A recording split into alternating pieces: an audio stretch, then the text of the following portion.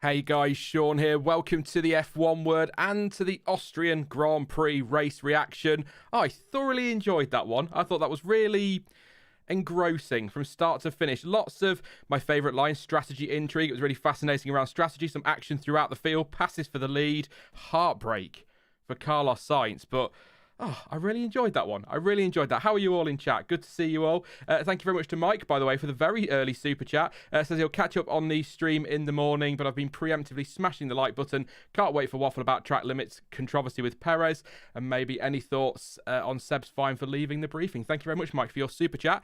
And thank you all for tuning in. Lots to get through today once again. I think I've got notes. Let's have a look. On every single driver. That never happens in these race reactions. So very, very, very excited to be able to sit here and chat nonsense with you all for a few hours. As we are doing now, let's just hop straight into it and say a very good pre-evening to Jonty. Did you enjoy that one, mate? I enjoyed that race so much. Great after Silverstone.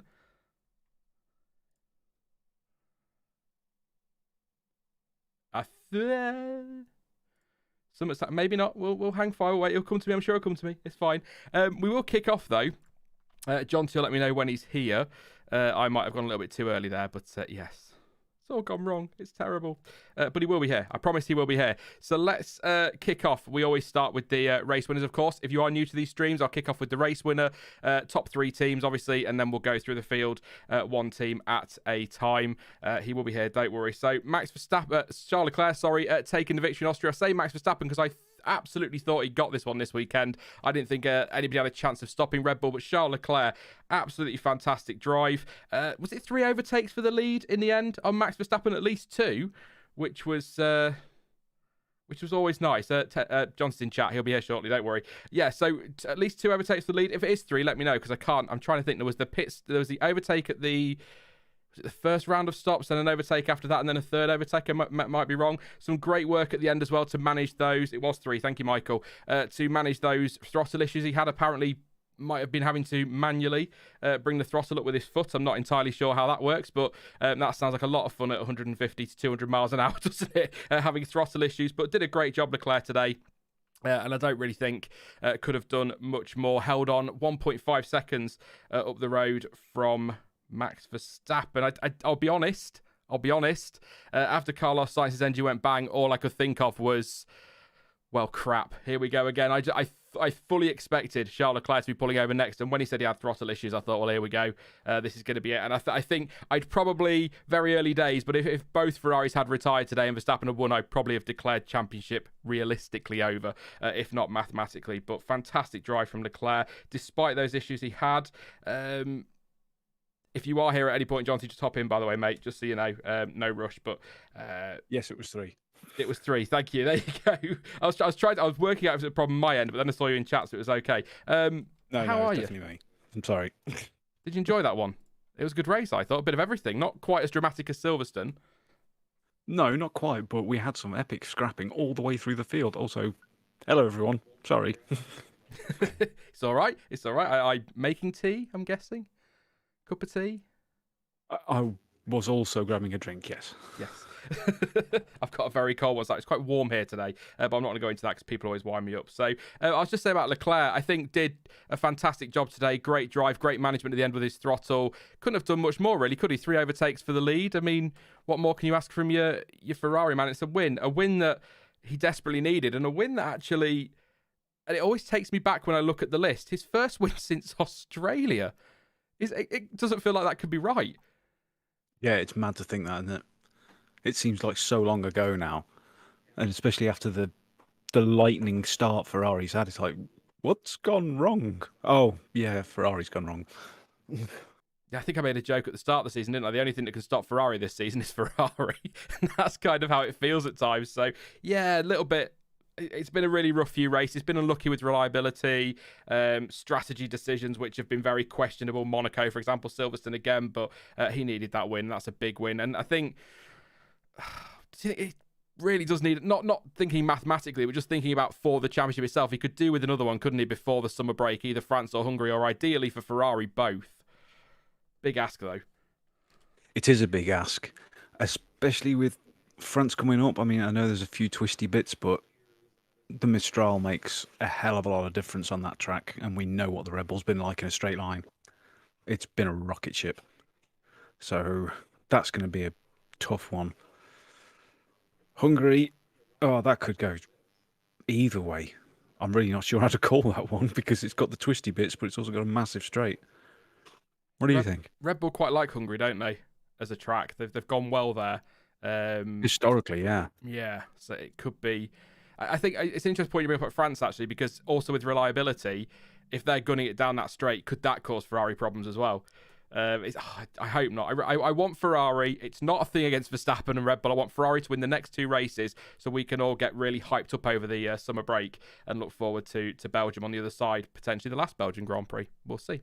I'm not getting into that today because it will set me off, but a couple of notes on Leclerc. I've kind of gone over them already, but dive bomb on Verstappen on lap 10 into turn 3. That was a nice, spicy little move. I think he just had enough at that point, wasn't he? He'd followed him for 2 laps and he thought, right, I'm coming through, mate. Threw it up the inside. Really nice move. Verstappen avoiding contact as well. I don't think any contact was coming from that one.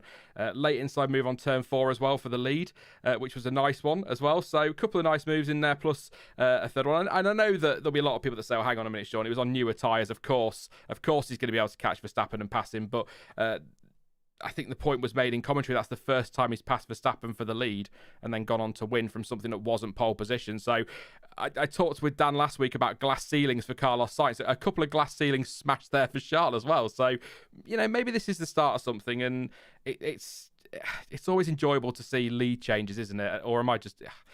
Any overtake is fun, but when it's for the lead... It's just something even more special, isn't it? Because we don't always get a lot of that in Formula One. Usually you get a leader who just bogs off, but this season we've seen quite a lot of chopping and changing. Oh yeah, well you always want fights for the win. That's the most important step of the podium. Gets the most points, and what gets everyone watching more excited. But I've got to say, I was quite confused by the decision to stop. I mean, most of the time when we see that kind of late stop in the past, particularly Austria 2019, is when it's the car behind can't quite get on terms with the leader. So they just say, well, we'll take a gamble. We've got nothing to lose because of a gap or whatever, and see if they can catch up with the laps remaining. But to see Ferrari make the call with Charles when he still had like a 12, 13 second gap was weird. It was 3 stops in the end, wasn't it, for both of them? Leclerc It and all seemed a Verstappen. bit weird. I mean, at first I thought Red Bull had completely just spooked themselves by going so early. It definitely seemed like there was sort of a dodgy grading phase on the mediums. I tweeted as much because about a lap or two after Verstappen pitted, you saw the likes of Hamilton, Sainz, Ocon, and both the Haas sort of in the mid, all suddenly pick up their pace again, as if they got through that graining, and then got back to some good meat on the tyre. So it's like, yeah, maybe you should have just chilled out for a bit, Red Bull. All the strategies were just not what we expected. Yeah, because the problem with Red Bull, and Verstappen said it afterwards, was that they just had much higher deg than they expected, and he couldn't understand why that was. Some say, I think some in commentary say maybe the lower temperatures or whatever, but there's higher deg, and we saw in the F2, didn't we? There was bloody marbles everywhere after the F2, so obviously higher deg this weekend, full stop, but that's what Red Bull was suffering with. So maybe erring on the side of caution. Is this Red Bull kind of looking at the championship and thinking, look, we've got good control of both of them, let's just bring this home for, at the time, what was P3, because at one point Verstappen was told, wasn't he, to sort of match Hamilton's times, and they were sort of fending off Mercedes a little bit and covering that because they thought Ferrari too strong. So maybe that's what it was all about, just better to play it safe, because the last thing you want is Verstappen to be running along in P1 on tyres that are struggling with the degradation, then all of a sudden you get a bang like Baku, and Leclerc Leclerc takes the 25 points, and suddenly the championship's much closer, if that makes sense. Yeah. I mean, perhaps... I don't know. Is there some nerves from the teams? I don't know. Because it was close, and then it wasn't close, and now it's getting closer again. As if no one's really settled yet. And with all of these various flaw things, which we shouldn't get into now. Are some people worried? I mean, it could be. Black Hawk So, by the way, who is unofficially now going to, or in fact, no, sorry, officially, if he's up for the job, is going to be my version of Ted Kravitz, said that the track was washed by the early morning rain, leaving it a little bit greener than it should have been. So thank you very much for that update. So that's probably gone towards why they've pitted so many times. But I was quite surprised. I suppose the right thing, Leclerc was right to pit under virtual safety car, because if he hadn't and Verstappen had, then, is Verstappen coming back at him towards the end of the race? Fresh tyres, full pelt. Do you know what I mean? And that's the sort of thing. That's the kind of race where you're just watching the lap times and you're going, right, that's another 2 seconds. That's a second and a half. And you just know that Leclerc's helpless. So right to pit. And Verstappen responded anyway. But I don't know if that's the point you're kind of getting at. Do you think Verstappen should have stayed out under VSC and just taken the gamble? Because he wasn't going to lose anything from there, was he? Really? Yeah, it's hard not to think that. I mean, with these gambles that they make on the tyres, you always have to think of, what is it to gain? What is it to lose? Mm. And if there really is nothing to lose, go for it. But if it's in any way uncertain on the negative side, you don't do it, surely. Well, that's it, isn't he? He had a gap. So I just wonder if maybe they could have left it, and then if they needed to pit him anyway, but then Mercedes pit, Hamilton starts pumping laps in. Maybe that takes away. I don't know. I think Red Bull playing a little bit safe today. They had the deg issues, and I think it was the right thing to do. But I've not got much to say on Charles Leclerc other than it was a superb drive, and we'll get to driver of the day later. But if you're passing Max Verstappen, the world champion, 3 times in a race for the lead, and you manage throttle pedals towards the end, I think you've got a very good case for him being driver of the day. I think he was fantastic today. Like I say, much needed win. So I'll just have a quick few notes. Just the pit stops and timings. The throttle towards the end. Pitted on a virtual safety car. Oh, the nice little switcheroo, as Crofty calls it, on Verstappen when he went sort of down the outside of 3 and then decided to cut back under, and the nice little switch there was a fun move. So we've seen a lot of battling between them two this season, and I'm still adamant that at some point, if this does get tense in the championship, they're going to come to blows. But they seem to be leaving each other just enough space, don't they? Just. It was close in Saudi a couple of times, actually, thinking about that. But look, it's good fun at the front. Yeah, that's what we want to see. As long as it's close enough. We don't want to see ridiculous taking each other out at the front like we had in 2016. No. I thought. Sorry. Big pause there. I thought someone was putting in the chat there that we have penalties, but that it's all about track limits. We'll come to track limits later. We're going to save that for later, Jonty. I know you've got an essay that I think you probably want to read on the stewards, so we'll get to that a little bit later. Carlos Sainz, very quickly on Carlos Sainz. I think he drove superbly well today as well, just like Leclerc. The pace was clearly in that Ferrari. They just had too much for Red Bull in the end, and then Carlos. I feel so sorry for him. Such a good drive at Silverstone. And, he had his problems early in the season. He was making mistakes, but he really seems to have just been focusing on his driving, been pumping in some good performances, some really good results. And then it's another power unit failure, and a particularly nasty one, actually. It was a bit of smoke out the back. You thought, oh, dear. Then you get the replays, and it's kind of blowing out the side pods, and then the flames licking around the side of the car, and the car's rolling backwards, and Sainz is desperately trying to get out, and they can't stop the car rolling. And in the end, he just threw himself out the car, which was the right thing to do with the flames around there. So scary towards the end, but just the pictures of him sat there. You probably know what I'm going to say, but those shots reminded me of Valtteri Bottas in Baku in 2018?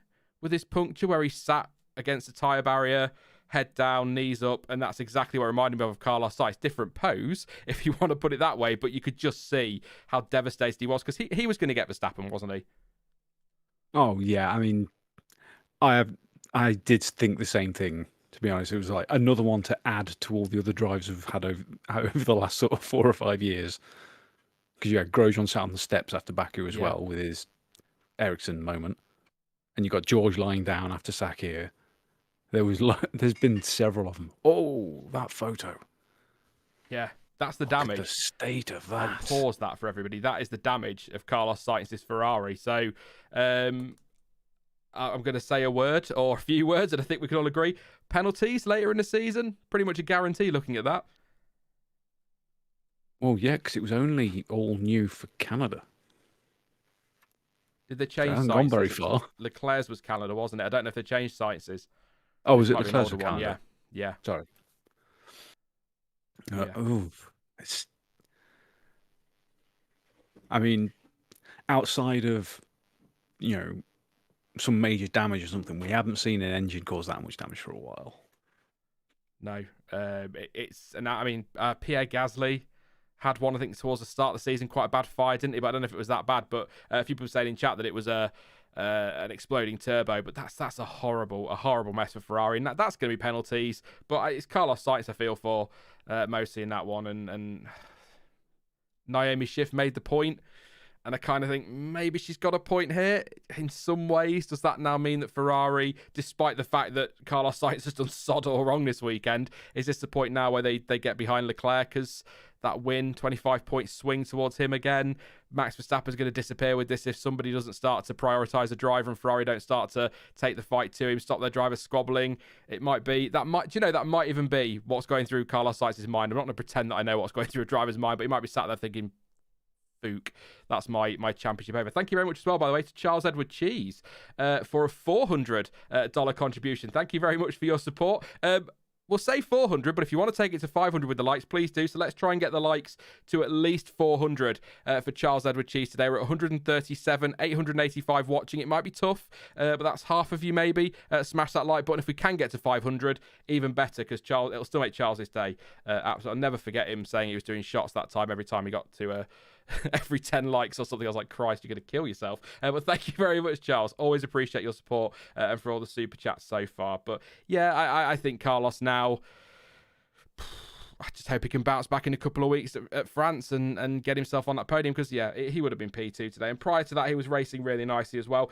One thing I do want to say, off track at turn 1 at the start, well off track at turn 1 at the start, and then kind of kept his foot in and went back past Russell at turn 3. Now, if that happens on lap 2, 3, 4, 5, something like that later in the race, that's probably going to be looked at, and it wasn't at the start. And I did think maybe that's sort of going against what the stewards have done over the rest of the weekend with how strong they've been on track limits. But at the same time, it's been pointed out that actually as he came out that corner, he was behind Russell. So it's not that they were side by side, but I'd argue that even then he's gained an advantage from being off track. So maybe they're just letting it go because it was the first lap. I don't want Carlos to get a penalty. He's been penalised enough today with that one, but you know what I mean. I'm surprised there wasn't at least an investigation, or at least a noted come up on the screen.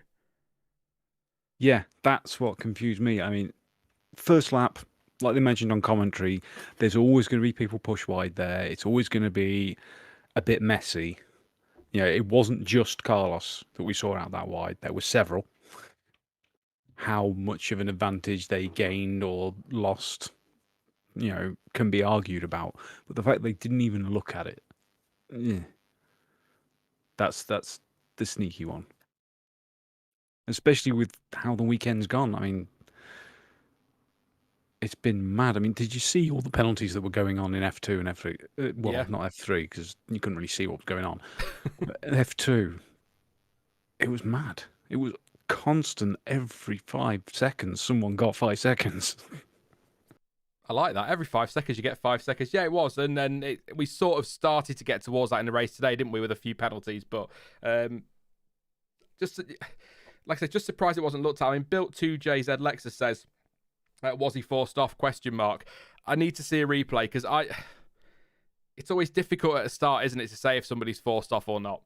Because you've got, I said it last week with the Russell thing, you've got 20 cars going into one corner. Something's got to give somewhere. So maybe not forced off, but perhaps left with nowhere to go. It's either back off or go wide. The problem is if you've got a tarmac runoff there, they're going to use it at the end of the day. So I'm just surprised they hadn't noted it. But I think, to be fair to Sainz, he got the biggest penalty possible today. So I think we'll let it go on that one. But I'm sure that'll crop up when we're talking a little bit later. Just have a look quickly through what we've got here on overtakes. Because it was going for Verstappen, wasn't he? He was on the run, he got the DRS, might have had to go into turn 4, so that never happened. Curiously, Plan E by lap 21, which is so... I assume they start their alphabet at D, because I can't understand how they've got to Plan E in 21 laps, so that is classic Ferrari. But yeah, miserable day Carlos Sainz in the end after what was looking like such a strong result. Max Verstappen P3 today, 3 stops. We kind of already talked about Max with Leclerc. We'll go through it quickly. Pitted 3 times, once under the virtual safety car. Was told to match Hamilton's times, as I say, but then was told to push.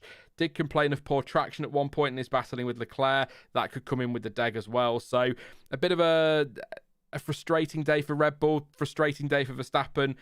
But I don't think he did much wrong today. I think that's probably the maximum result he's going to get. I suspect without his throttle problems, Leclerc's a little bit further up the road. Not 10, 15, 20 seconds, but maybe 5 or 6 seconds up the road come the end of the race. I think it was just a case, Jonty, that this weekend, in race trim, Ferrari just had too much for Red Bull. Yeah. Pretty much, definitely how it feels. Doesn't really explain yesterday very well, but no, that was a shorter race. That is odd, isn't it? That Leclerc says afterwards, we'll get him tomorrow. And as Martin Brundle said in commentary, well, why didn't you get him yesterday? That's another point in the championship. So a bit odd that they really had no answer for Red Bull yesterday. I mean, yes, temperatures will be different.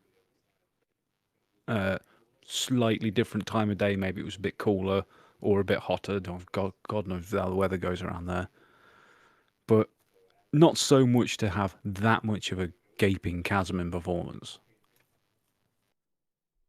Surprising that you can go from track. Well, I mean, it rained overnight, as Black Hawk So said, so maybe that's played into it and that's affected the DEG on the Red Bull a bit more. But it's very odd that you can go from being fairly dominant as you're ever going to be in a sprint race on Saturday, and then the next day not have the pace for the rivals. So it's quite a surprise, really, to see that. I thought Verstappen was gone. I predicted him to win the lot. He won 2 of them, pole and the sprint. I thought he'd do the lot this weekend, but just didn't have the pace today. So the DEG, as he said, was probably part of the reason for that one. Sergio Perez, outside of Russell, turn 4 on lap 1. Russell hit him, put the Red Bull into a spin. That put a hole in the Red Bull side pod, and after a few laps, gave it all he could in the end, up to lap 26, and just didn't have the pace. Too much damage, no point continuing, and his race was over. 5-second penalty for Russell. We'll talk about that in a bit. We can talk about that now, actually, because we're talking about Perez anyway. So absolutely right decision as far as I'm concerned on that one. Perez ahead, I would say, coming through that corner. It is always a risk going around the outside, and maybe Checo should know that and perhaps back out. But at the end of the day, if he's got this car ahead, is it up to the car on the inside to back out, Jonty? Or would you side with a Johnny Herbert who thinks that was a harsh penalty because actually the car on the outside is taking the risk, so they should be the ones to back out? Are we doing this now? Do you want me to save it for later? These ridiculous, supposedly clarified overtaking rules where no matter what you read from...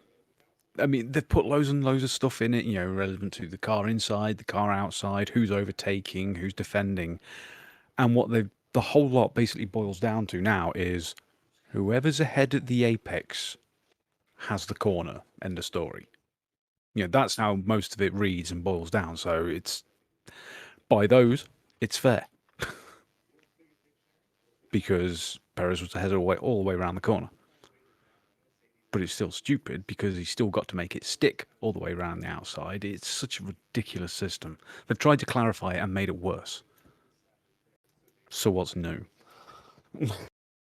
Yeah. Well, when I watching the accident live, as soon as I saw the replay and saw really specifically the onboard of George, I was like, well, that's a penalty, mate. You're going to get a penalty for that. They can't not. Checo left him space. All right, maybe George has understeered. Maybe George has hit the curb, but that's irrelevant. He chose to turn in and hit the curb. Obviously, he didn't want to bounce into Checo, but the point. He's got control of his car. That's a penalty. It's not like they were side by side. It's not like Perez was, halfway alongside. As you say, he was alongside for pretty much all of that corner, and I think that was his corner. But the trouble is, your first lap, drivers aren't going to back out of it. We've seen it before. We'll see it again, and that's ultimately going to end in contact at turn 4.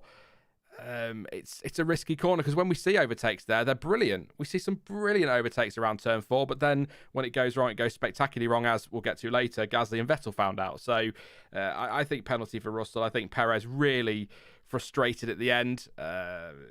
Didn't take much consolation from the fact that a weird question put to him by Sky, I think. Do you take consolation from the fact that at least it's only one Red Bull and one Ferrari finishing? And it's like, no.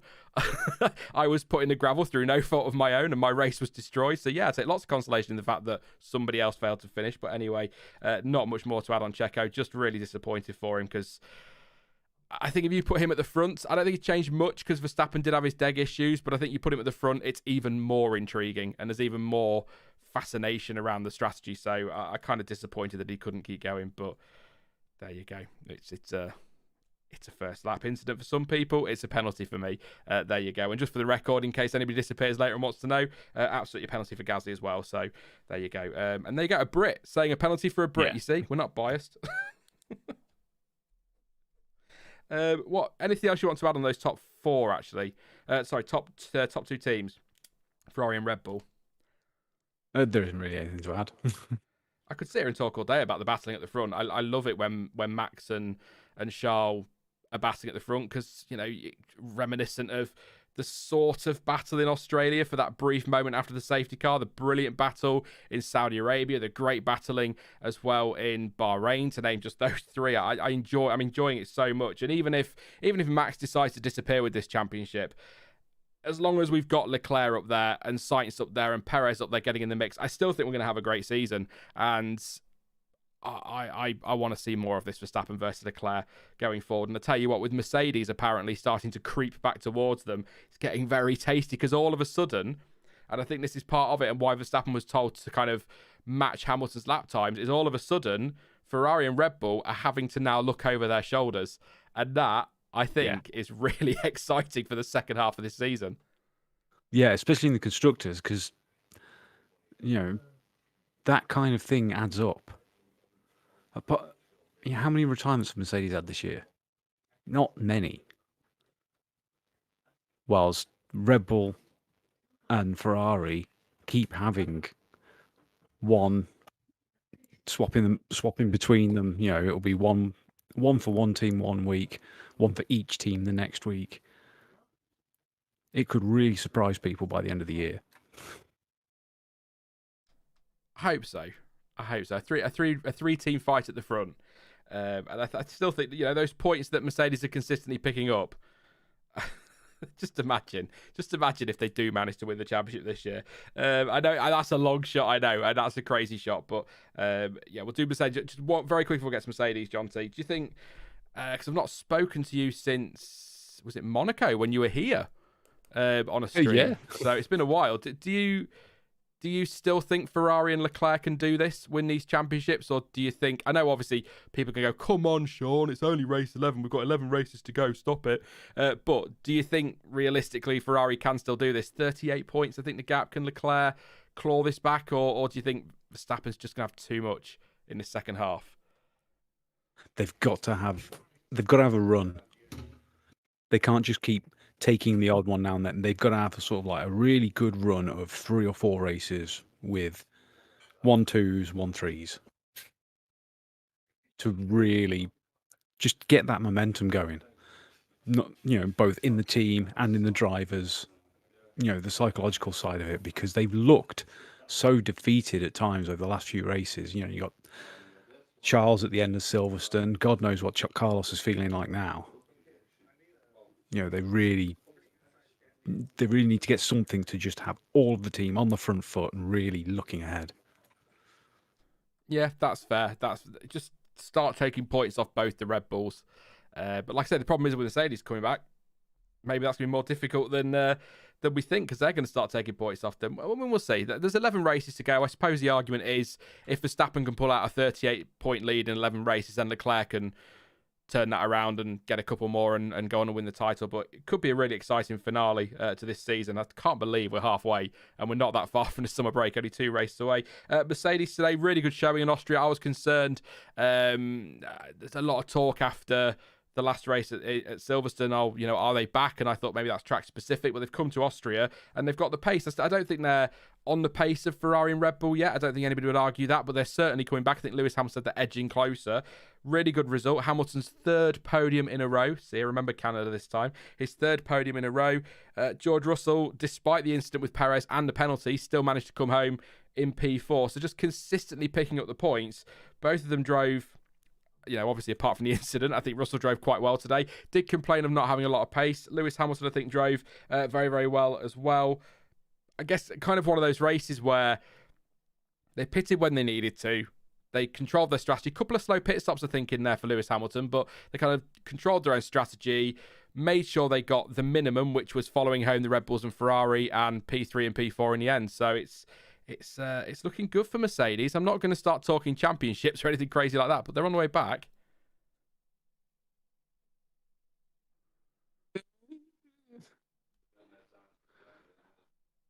Jonty's not so sure. Do you think it might have been still be track specific? Paul Ricard should suit them. It should. But then the temperatures are going to be massively different, so and different tyre compounds. Yeah, I think isn't it 234 for France? I not on the top off the top of my head. I think so. I think it was 1, 2, 3, 3, 4, 5, 2, 3, 4. I think. Yeah. So yeah.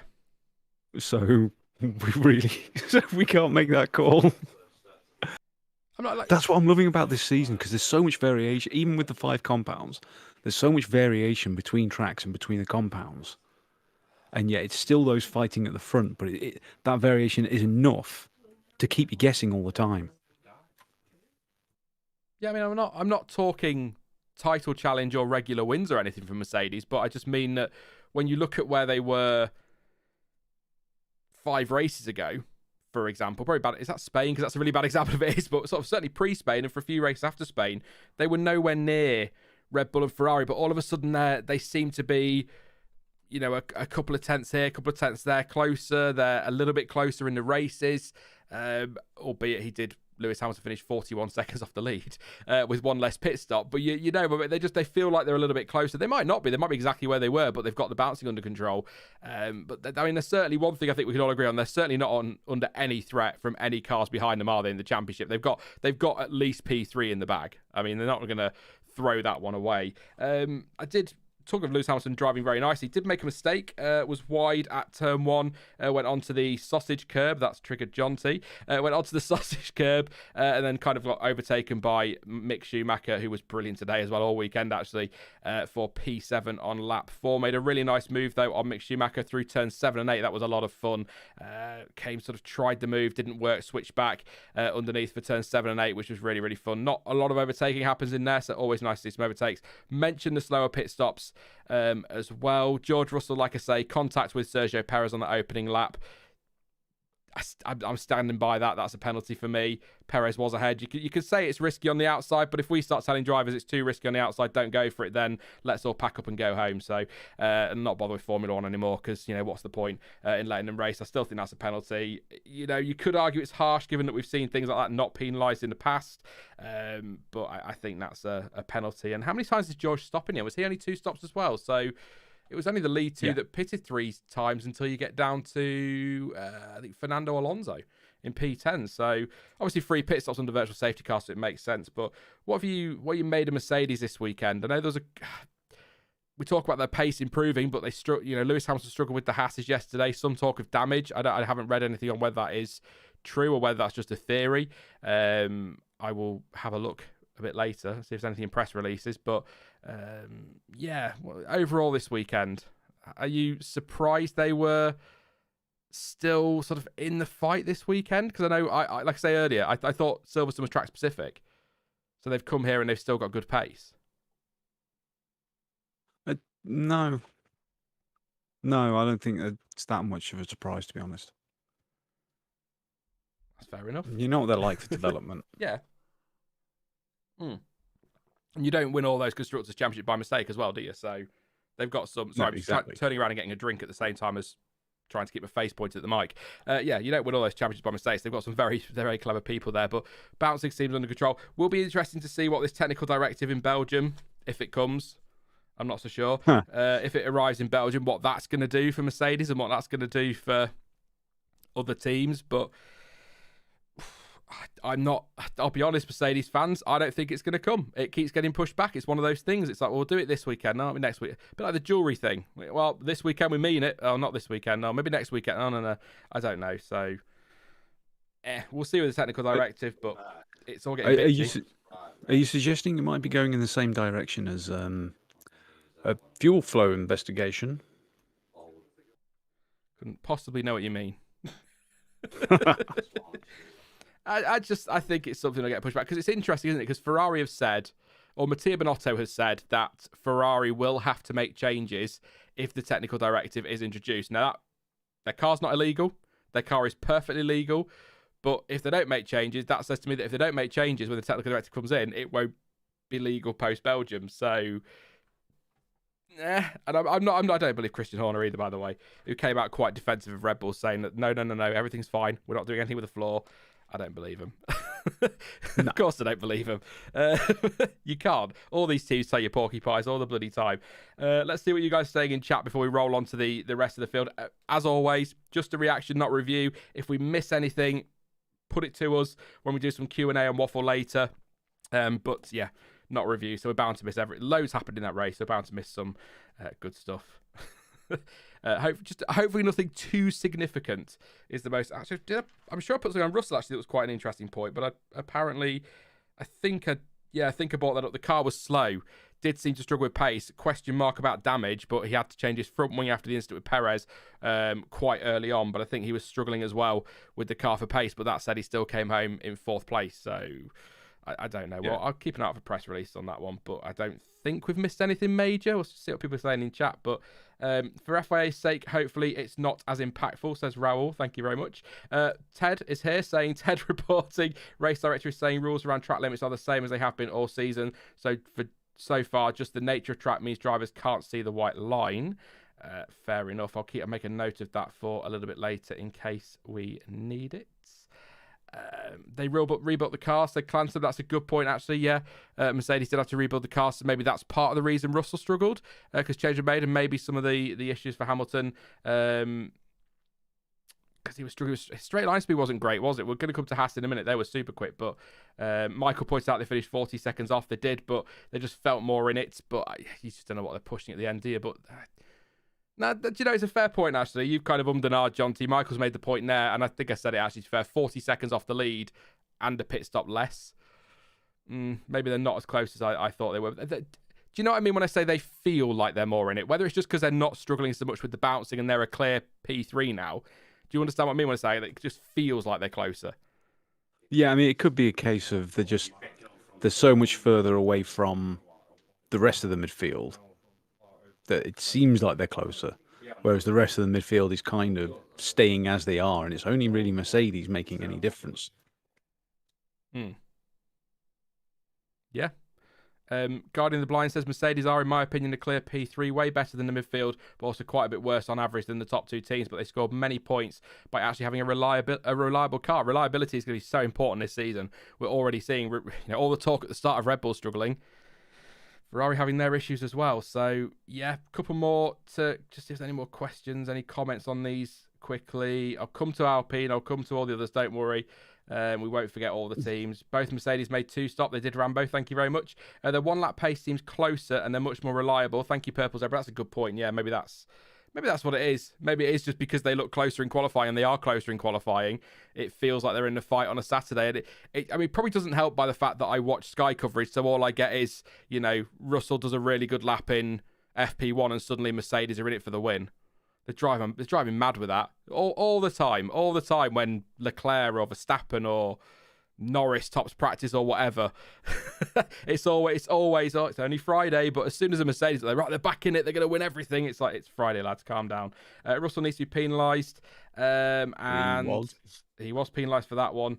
And I think we'll leave it there. We're going to come off on that one because not much point umming and ahhing over that. So who have we got next? Well, I mean, for the rest of the midfield, I mean, you could probably cover Haas, Alpine, I think Russell was involved as well, and Norris at the McLaren all at once. With that fight we had going on with 5 cars swapping positions for about 4 laps. There's a photo coming up of 5 cars on the run to turn 3, which is absolutely... If we can remember this season for anything, make sure it's that. Because that, I think, sums up this year quite nicely, particularly in the midfield. It's been a lot of fun. We will fly through them in the order they finished with, starting with Alpine and Esteban Ocon, who I must admit I think is driving really bloody nicely this year. I know Fernando Alonso's had a lot of bad luck again yesterday in the sprint with bad luck, but I think he's done a really good job this season, Ocon. The only other driver, by the way, in the top 5 on the lead lap. Everybody else have been lapped. Fantastic performance from Ocon overall. Really racy as well. Nice to see him battling again with Lewis Hamilton. Those two have been pretty much together on track for a lot of this season, haven't they, at times? So really good stuff from him. Overtake on Zhou on lap 22 and then Tsunoda on lap 23 as well. I think he was involved in that squabble as well, wasn't he, with the 5 cars? I cringed. I pulled a face as he went to unlap himself on Charles Leclerc, and I thought, don't you dare. Let's not do this again, Esteban. Don't you dare. Come on, Sean, it's 22, get over it. But yeah, I did wonder if he's been cheeky there, but he just had the pace, didn't he? So he just cruised past him in the end. Yeah, it wasn't exactly difficult, was it? So I think that summed it up beautifully. Fresh tyres, though, to be fair, but, you know, that was such a critical unlap for him, because without the unlap, I don't think he goes chasing down everybody else, does he? No, he doesn't. So he had to do it, definitely. Other side of the garage, we'll do Alpines together, but the other side of the garage, Fernando Alonso, I kind of touched on it there. Really frustrating yesterday for him. More mechanical problems, stuck on the grid. I might be wrong. Last time we've seen a car left on the jacks on the grid, was it Ralf Schumacher? Many years ago now, it feels like, in the Williams, was left on the jacks on the grid. I feel like it's been a long time since, if anyone can remember, do let me know, but that was frustrating for him. Reliability problems put him at the back of the grid, then took power unit parts, which demoted him from 19th on the grid to 19th, because that's the way the penalty system works. Nothing against Fernando. I still think if you are 19th and you take engine penalties, you should be starting from the pit lane, because it's not a penalty then, is it? If you start in 19th, then you change all your components and you're still 19th, but then some might argue that's enough for punishment being back down there. So there you go. Was really racy, Fernando. I think he was up to about P6 at one stage, and was racing quite nicely. Could have been on for some really decent points, and then it all kind of went wrong. It sounds as though he pitted. Something wasn't right on the car. He had vibrations, then had to come in again. That's under investigation for potentially car being released from the pits in an unsafe condition. Otmar Safnauer said that that's not the case. It's not a loose wheel or anything. They've got the data. They're going to go to the FIA with it. I think he's still under investigation as well, so this could rumble on for a little while. If it comes through in the meantime, I will obviously let you know. But still, P19 to P10. It's not a bad result for Fernando, is it, really? And I know they've clearly Alpine have had the pace this weekend, but to start last and end up 10th, it's a point. Yeah. Really, really good performance, to be honest, in that situation. Yeah, and just to answer that question in chat, why the hell did they pit the Alpine twice under VSC? It is because he came in, then he was sent out again, and something wasn't right on the car. There was vibrations, so they brought him straight back in again to check everything was okay. So that's kind of that. Built to JZ Lex says, I need him to get a penalty, so Bottas gets points. Purple Zebra said he said the wheel was on, but he had bad vibrations. The vibes were off. So that's absolutely, we'll see where we. I hope they don't find anything wrong there, and he was being cheeky. But yeah, 2001 Spa, according to Random's boss man, was Ralf Schumacher left up on the jacks. So there you go. If that's true, I'm impressed with that. That's really, really cool. Latifi, I don't think Latifi's on the jacks, Charlotte. His mechanics were on the grid, weren't they? To push him back a little bit. So, and Tenga 6 says loose front left wheel. You can see it on the onboard. So maybe there is something there. We'll find out very, very soon. But yeah, what did you make of Alpine's weekend, Jonty? Very hit and miss, wasn't it? Yeah. There was at times during practice and even qualifying when you thought they'd be really up there, and then nothing happened. But they've been like that all season, and for longer, to be honest. They're very much an up and down team, similar to how Aston have been. As soon as you think, right, they've got something right, they're starting to build some momentum, and then they go to the back again, and then 2 races later they're up, sort of fighting for high points again. It's just, what is going on? Is this lack of Cyril or what? Lack of Cyril. I don't think I've heard that complaint before. A lack of Cyril a meatball. God, I forgot about him. We miss Cyril, really, don't we? Definitely. I think, to be fair, I think, like I say, hit and miss is a good point. You've got one side of the garage that's going to be very happy tonight and one side that's going to be very disappointing, but it's still 19th to a point. But just Fernando always wants more, and he was kind of screwed after the sprint yesterday, wasn't he? Let's be honest. As soon as that happened, you knew he was going to struggle. Didn't even get to start. I mean, where could he have come? I mean, imagine that if he'd done 19th to 12th or something, or 13th in the sprint yesterday. Where does he finish that race? He could have been on for some really amazing points. So Alonso is having a season where I think he's driving very well. He's doing all he can, but it feels like the team are letting him down. Do you know what I mean? That's how it feels. Like the team are letting him down rather than Alonso's doing anything wrong. And I think if the luck goes his way, he's right up there today. Or not necessarily today, but right up there with Ocon in these great results that Ocon's getting. Yeah, true. And like someone pointed out, they are tied with McLaren at the moment. Yeah. So it's not like they're really losing out in that fight at the moment. And McLaren have had some pretty bad races for a while.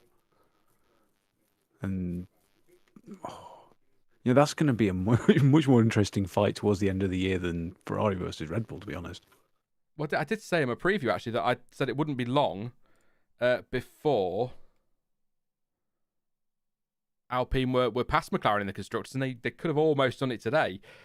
Just wait and see if we get any more. There's nothing in here on Alonso just yet. Apparently, according to somebody in chat, Leclerc's been summoned to the stewards. So I'm going to go and have a look on Twitter super quickly. Alleged breach of Parc Fermé instructions. The summons relates to breaking an ISC article that says, that's an International Sporting Code article, failure to follow the instructions of the relevant officials for the safe and orderly conduct of the event. I'm going to guess, because obviously they're governing everything by the letter of the law, I'm going to take a punt here. Are you ready? It's because he ran over to his mechanics and hugged them and celebrated with them in that picture that I showed earlier. Let me see if I can find it. And yes, rules, blah, blah, blah, blah. But if he gets a penalty for showing emotion, I think that'd be me fucking done, to be honest. Yeah, that picture there. If it's because of that, because I understand it, because, you don't know who's slipping what where, do you? But I would imagine, if anything, reprimand or fine or both. That's exactly what I was just going to say. Fine, reprimand, move along. Practically identical to when they dealt with Vettel at Canada, moving the boards and what have you. Same thing. That was a moment, wasn't it? Definitely. Anything you want to add on Alpine, Jonty, before we move on? I'll keep an eye on this one. I don't think it'll come to anything. But is there anything you want to add on Alpine overall? Is there anything to add on Alpine? I don't know. I always feel bad that I don't say a lot about Alpine, but it's sort of difficult because all I can do is praise Ocon and say that I'm frustrated for poor Alonso. We always used to get screwed by something at the moment. But although, as there is one bit, as many people have said in chat, Alonso Tsunoda. What have I missed there? I've not got that in my notes. Really? Hang on. You got Alonso trying to overtake Tsunoda, and Tsunoda tried to crowd him off the track. Put it under Waggly finger. Alonso was wagging his finger at him as he was overtaking. I've written that in Tsunoda because I've got nothing else on Tsunoda, so I was going to say it for him. But yes, Yuki did put the squeeze on Fernando. Fernando on the grass, and then continues with the overtake because, it's Fernando. Fernando's been Fernandoing again, as I said last week, and then he's sort of in the braking zone for turn 4. He's wagging his finger. I mean, what he does. Come on, Yuki. I mean, it's good that you want to mix it up with the old crew, what have you. But if there's any driver on track you're not going to frighten out of a move, it's Fernando Alonso. Was always going for that move, wasn't he? He wasn't backing out. Other drivers might, but he went for it, and it was. We'll get to that with Yuki in a minute. It was a squeeze, to be fair, but we'll roll on. We'll try and get through this order because I know we've got a lot to cover this weekend, a lot we want to say, and I know you guys have probably got quite a few questions, so we'll try and get through the order. I'll read my notes and we'll give some thoughts as we go. So Mick Schumacher, P6. I mean, where's this come from? is my question for Mick Schumacher. There was talk just a few weeks ago that Haas were looking at getting rid of him because he was crashing too much and there were too many mistakes and he wasn't performing on Magnussen's level. And all of a sudden, he's starting to deliver results. Now, maybe the car's finally in the right place for him. Maybe the circuit's just suited him. Whatever, I don't care. He's performing and that's fantastic to see. Gunther Steiner said after the last race, we shouldn't be expecting points every weekend from Mick Schumacher, and he's got double points this weekend. Nearly got double points this weekend. Wasn't a million miles away in the sprint yesterday, and picks himself P6 today, which is a fantastic performance. Great scrap with Hamilton. Made the move after that mistake at turn 4. Nice overtake as well on Ricciardo on lap 20. Overtake on Norris as well, which was I've put move under braking. I don't know what else the move would be in turn 3. I don't know why I've specifically written move under braking. So if anybody knows why, then please do let me know if I've missed something. But of course it's under braking. It's turn 3. He didn't just go straight on, did he? But I've been really impressed with Mick this weekend. I was impressed with him at Silverstone as well. Could have been even better at Silverstone. Fantastic fight yesterday with Hamilton, wasn't it, as well? The way he just managed to fend him off. I thoroughly enjoyed that, Jonty. There's the picture. I'm going to pause that for a minute because there's the picture of the 5 cars together on track. Absolutely fantastic racing. Oh, it was Joe in there, not Russell. Squeeze now. That was it. Gave a squeeze on Lando a little bit. That was it. Yes, move under braking. That's what that would be. Stewards looked at it or noted it. Didn't do anything about it, did they? In the end, I think they noted it. At least Norris complained about it. There was a move. He does come across, but as was pointed out in comms, it's not a sudden move. It's a gradual move to the left and no contact. I think that was okay. I think if he makes a sudden swipe to the left, then yeah, you've got to look at that. But gradually moving over, it gives Norris time to get out of it, and I think that's more or less fair. But he might somebody might pull him aside, and somebody might pull him to one side and say, just be careful with that because sometimes they will penalise you. But I think fantastic thoughts from Mick this weekend. Yeah, superb result. And superb result for Haas as a team. They've really had it. I mean, maybe it's because it's a relatively simple track. Oh, for God's sake. Have you seen this? Yeah, something's going on here with the podium because Verstappen and Hamilton also summoned. Leclerc and Verstappen have been summoned. Hamilton has now been summoned as well. Top 3 calls to stewards over something they did in Parc Ferme. So it might not have been the celebrations then. So I don't know what this could be. I mean, I didn't see anything especially dodgy apart from the fact the podium was crap. But I don't really know how strange. I wonder what that could be, Jonty. Just further clarification of a clown show? Did they... I hope they didn't make the mistake of showing emotion like Sebastian Vettel did yesterday in the driver's briefing. Because if you show emotion, whoa. Oh, no, we don't do that in F1 anymore. I'll keep an eye on that one. That's curious. I wonder why that could be. Because it's... Leclerc... I could understand it if they're nailing them for the celebration, but I don't know. We'll see. We will see. Yeah, Mick, have you... Yeah, thank you, Blackhawks. I've read that one, mate. Yeah, it's that not following the instructions of the relevant officials for safe and orderly conduct. I'm just wondering what the safe and orderly conduct is. It's very anyway. Yeah, Mick Schumacher. So, do you think this is the turning point for him, Jonty? Has he got those points, that confidence? He's now 12 points, 10 points off his teammate. Bit of confidence now, can start to build from here and just kick on and just, I guess, in some ways, secure his contract with Haas for next year. I think if he keeps this up, he deserves another season. Oh yeah, absolutely. I mean, you have to take this as you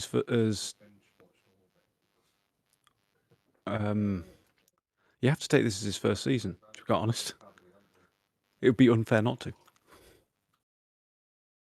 I think when it comes to judging Mick Schumacher as a driver, I agree. Yeah, he had a crap car last year, but it's still a good chunk of experience to the back and cutting your teeth a little bit in a team. But anybody comparing him to Mazepin last year, what's the point? There is no point. So I think in terms of sort of gauging where he is as a driver, I think definitely this year is the year we have to say this is the first time we can properly do that because he's actually got a decent benchmark. And I think he's struggled at times, but he's doing all right. And actually, I don't think he's been as bad as he can be. as some people seem to think he could have been. Sorry, is what I'm trying to say. I was looking at his stats the other day, and actually he has out-qualified K-Mag a few times, out-raced him a few times. It's just not always been for points. So really impressed with him. Kevin Magnussen, I mean, look, I've been impressed with him since he returned, quite frankly. I mean, he's brilliant. Overtake on Alonso and Zhou. 2-car overtake on lap 25. That is the picture I think you are looking at there. I'm going to take it off the screen now, though. That is the picture you're looking at there. That is the aftermath of that. So fantastic move on both of them. The 5-car fight held off Norris in the end. Nice and wide at turn 4, but kept him at bay. Really good fight. I think he let Mick Schumacher pass him on at turn 9. And then a second stop on lap 42 for Kevin Magnussen. It was a nice steady afternoon at times, but when he needed to race, Kevin, he was absolutely up there again and doing what he does. By the way, I'm trying to fill because I've got a little issue on this side that I'm just trying to resolve with the stream. So apologies if a bit. Can I just leave that to you for a second, Jonty, on Magnussen? Literally 10 seconds. Yeah, I mean, Magnussen was. Well, he seemed fairly actually quiet by Magnussen's standards. Any scraps that he was involved in were very clean and didn't get very close and scrappy, which tends to be a bit of his MO. You know, he will make it a tough fight. Whereas I'm just keeping an eye on these things going on with the top 3. I mean, I'm certain it will be fines and reprimands. But just to throw it out there, we've got people reminding that if the FIA wanted to be particularly belligerent, that could be Russell Lock on Schumacher podium. I mean, it won't happen. But can you imagine? I kind of want them to do it just to see the fallout. I'm not going to lie. Those memes of some people just want to watch the world burn. I mean, I do want to see what F1 Twit would erupt with if that happened. I think, well, I'd just log off. I wouldn't even bother trying to fight that one. I would just log off. But yeah, I think just on K-Mag, he was there, wasn't he? He was involved in the fighting. 3.5 seconds off Norris in the end, so it could have been even better for him. But I kind of get your point. It's not nowhere, but certainly there were points where I think part of his TV direction is what I guess I'm going to get at with this one. Is part of his team. We don't get to see everything that happens. We didn't see a lot of. Ocon said in his interview afterwards that he did this great fight and that great fight, and Sky had put the question to him that he had a quiet day, but Ocon was like, hang on a minute, no, but we don't see all that. So Magnussen was involved in a lot of stuff and was always at least in the background of a shot or in the foreground of a shot. He was involved in things, but it was that 5-car fight and that move which were absolutely fantastic. But Magnussen just, he's been wowing me all season at times, and it's so nice to see Haas appearing now to be unlocking the potential of that car, and maybe, just maybe, they're going to turn up to France with these upgrades they've been promising for God knows how long, so they might even take another step forward. So I'm feeling good about Haas, because they did actually, there was a point in this season where I felt like they were going backwards, whereas now I feel like they are right back in this midfield fight. So I'm really, really chuffed to see him up there, Jonty, and I hope that it's nice after last year, isn't it? It is. Yeah, but then they won't be next week, and then they will be the week after. Can someone in the midfield please get some consistency? Just anybody will do.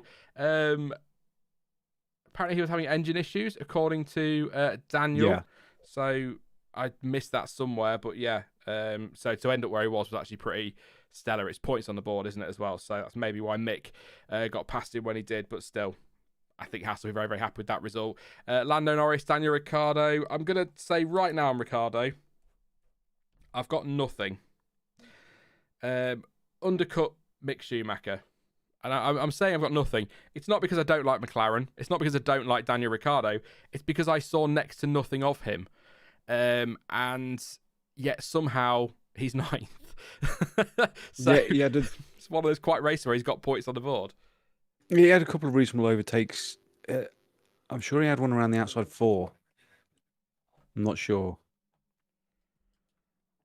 There was definitely a couple of overtakes which were shown, which were quite nice. I've obviously missed them. Just trying to think if they were. I thought it was Norris on the outside of 4. Unless I have written that, unless that is supposed to be for Ricardo. I don't know, but not. Well, Norris was a bit later, going into 8. Yeah, yeah. I mean, it's points on the board for Danny Rick. He's had a really crappy run of it, hasn't he, of late? So to be P9, yes, still behind his teammate, but he's at least got points on the board. And there's some talk this weekend. We'll do this another day or later in the stream. Ted saying that the talk is that McLaren might be in for Oscar Piastri to replace Daniel Ricciardo for next season. We shall see if that happens, but if he needs to take these points today, and he needs to go on a run with this now. No more excuses. He needs to go on a run with it now, and I feel a bit from him, Silverstone, because he had those mechanical problems, but he needs to just get back to doing what we know he can do. I still think there's a driver there. I don't think he's washed up, as I keep reading on Twitter. I don't think he is at all, but he's got to get on a run now. A bit like Ferrari with the championship, needs a run. Otherwise, he is going to be under pressure from your Piastris and people like that. Now, you say that, and yet it got posted up earlier. I can't remember who posted it, but Colton Herta will be testing the 2021 McLaren. He will, yeah. Very soon. Portimao? So, there's obviously opinion involved in this, but Herta would be a stronger choice than Pato. Okay. How interesting. Well, keep an eye on that one for Portugal. See what happens there. I'm just looking at Nick T says he passed Norris a few times. We had it in the sprint yesterday. We had a couple of these moments where we were focusing on cars we didn't need to be. But I think in the race today, there was some great battling throughout. I kind of sympathise with TV direction a bit because there was a lot to try and get in there, and you can't cover it all. So they picked out their fights. But I think Norris was great today. Really good performance from him. Some nice overtaking. He also undercut Mick Schumacher. So I think that was their fight today. I think he said it before the race. So you kind of look at that top 10 and you've got 6th Haas, 7th McLaren, 8th Haas, 9th McLaren. So absolutely where they were fighting today. Past Alonso and Zhu, he was part of that 5-car fight as well, which was good to see. Did get a 5-second time penalty for track limits. I believe he served that as pit stop. That's what I've got in my notes, but I don't recall him serving that in his pit stop. However, if he hadn't, he would have had a penalty by now. So I assume that has been done. But nice move on Magnussen as well, turn 3. Just good to see McLaren.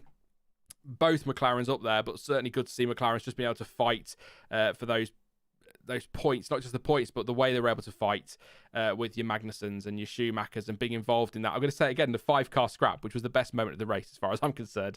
That was a lot of fun. But yeah, I think outscored by Alpine is going to hurt them quite a bit. But I think McLaren, they're so weird. I think you said it earlier, Jonty. They're so weird because they're kind of up and down, aren't they? Some weekends they're right up there and you think, oh, they've got a shot here of taking on Mercedes. And then another weekend you think, oh, they'll be lucky to pick up a point. Yeah. But I think the thing with all of the midfield at the moment I'm really liking is it's not set in stone. It's not absolutely certain who's going to be taking up the 1, 2, 4 point positions. Do you know what I mean? Yeah.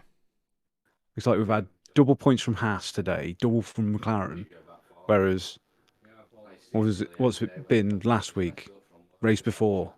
You know, you'll have Vettel sneaking up there from an inevitably terrible grid position. You'll have Alonso sneaking in when he doesn't have something break. You know, you really cannot say for certain who's going to be taking them, and that's keeping it really, really super interesting. Do you remember the last couple of years someone's been doing a thing of Formula 1.5? Just taking out the top 3 teams and then doing all the points from there. I haven't seen it this year. I bet it would be super interesting. It's difficult, isn't it? Because we're doing 1.5 this year because you're trying to work out where the midfield is. I would say midfield is McLaren, Alpine, Alfa and Haas at the moment. I would love to throw AlphaTauri and Aston in there, but they're just so inconsistent and everything seems to go so wrong for them at the moment. But yeah, I might see them find that later, actually. That's a good point, John. See what you guys said in chat, actually. Purple Zebra says every team is capable of scoring at least a point. Can't see Haas ditching either of their current drivers, says, is it Cathal? Thank you very much. Does anyone know what the Gasly not serving penalty thing was about? We'll come to that in a bit, Del.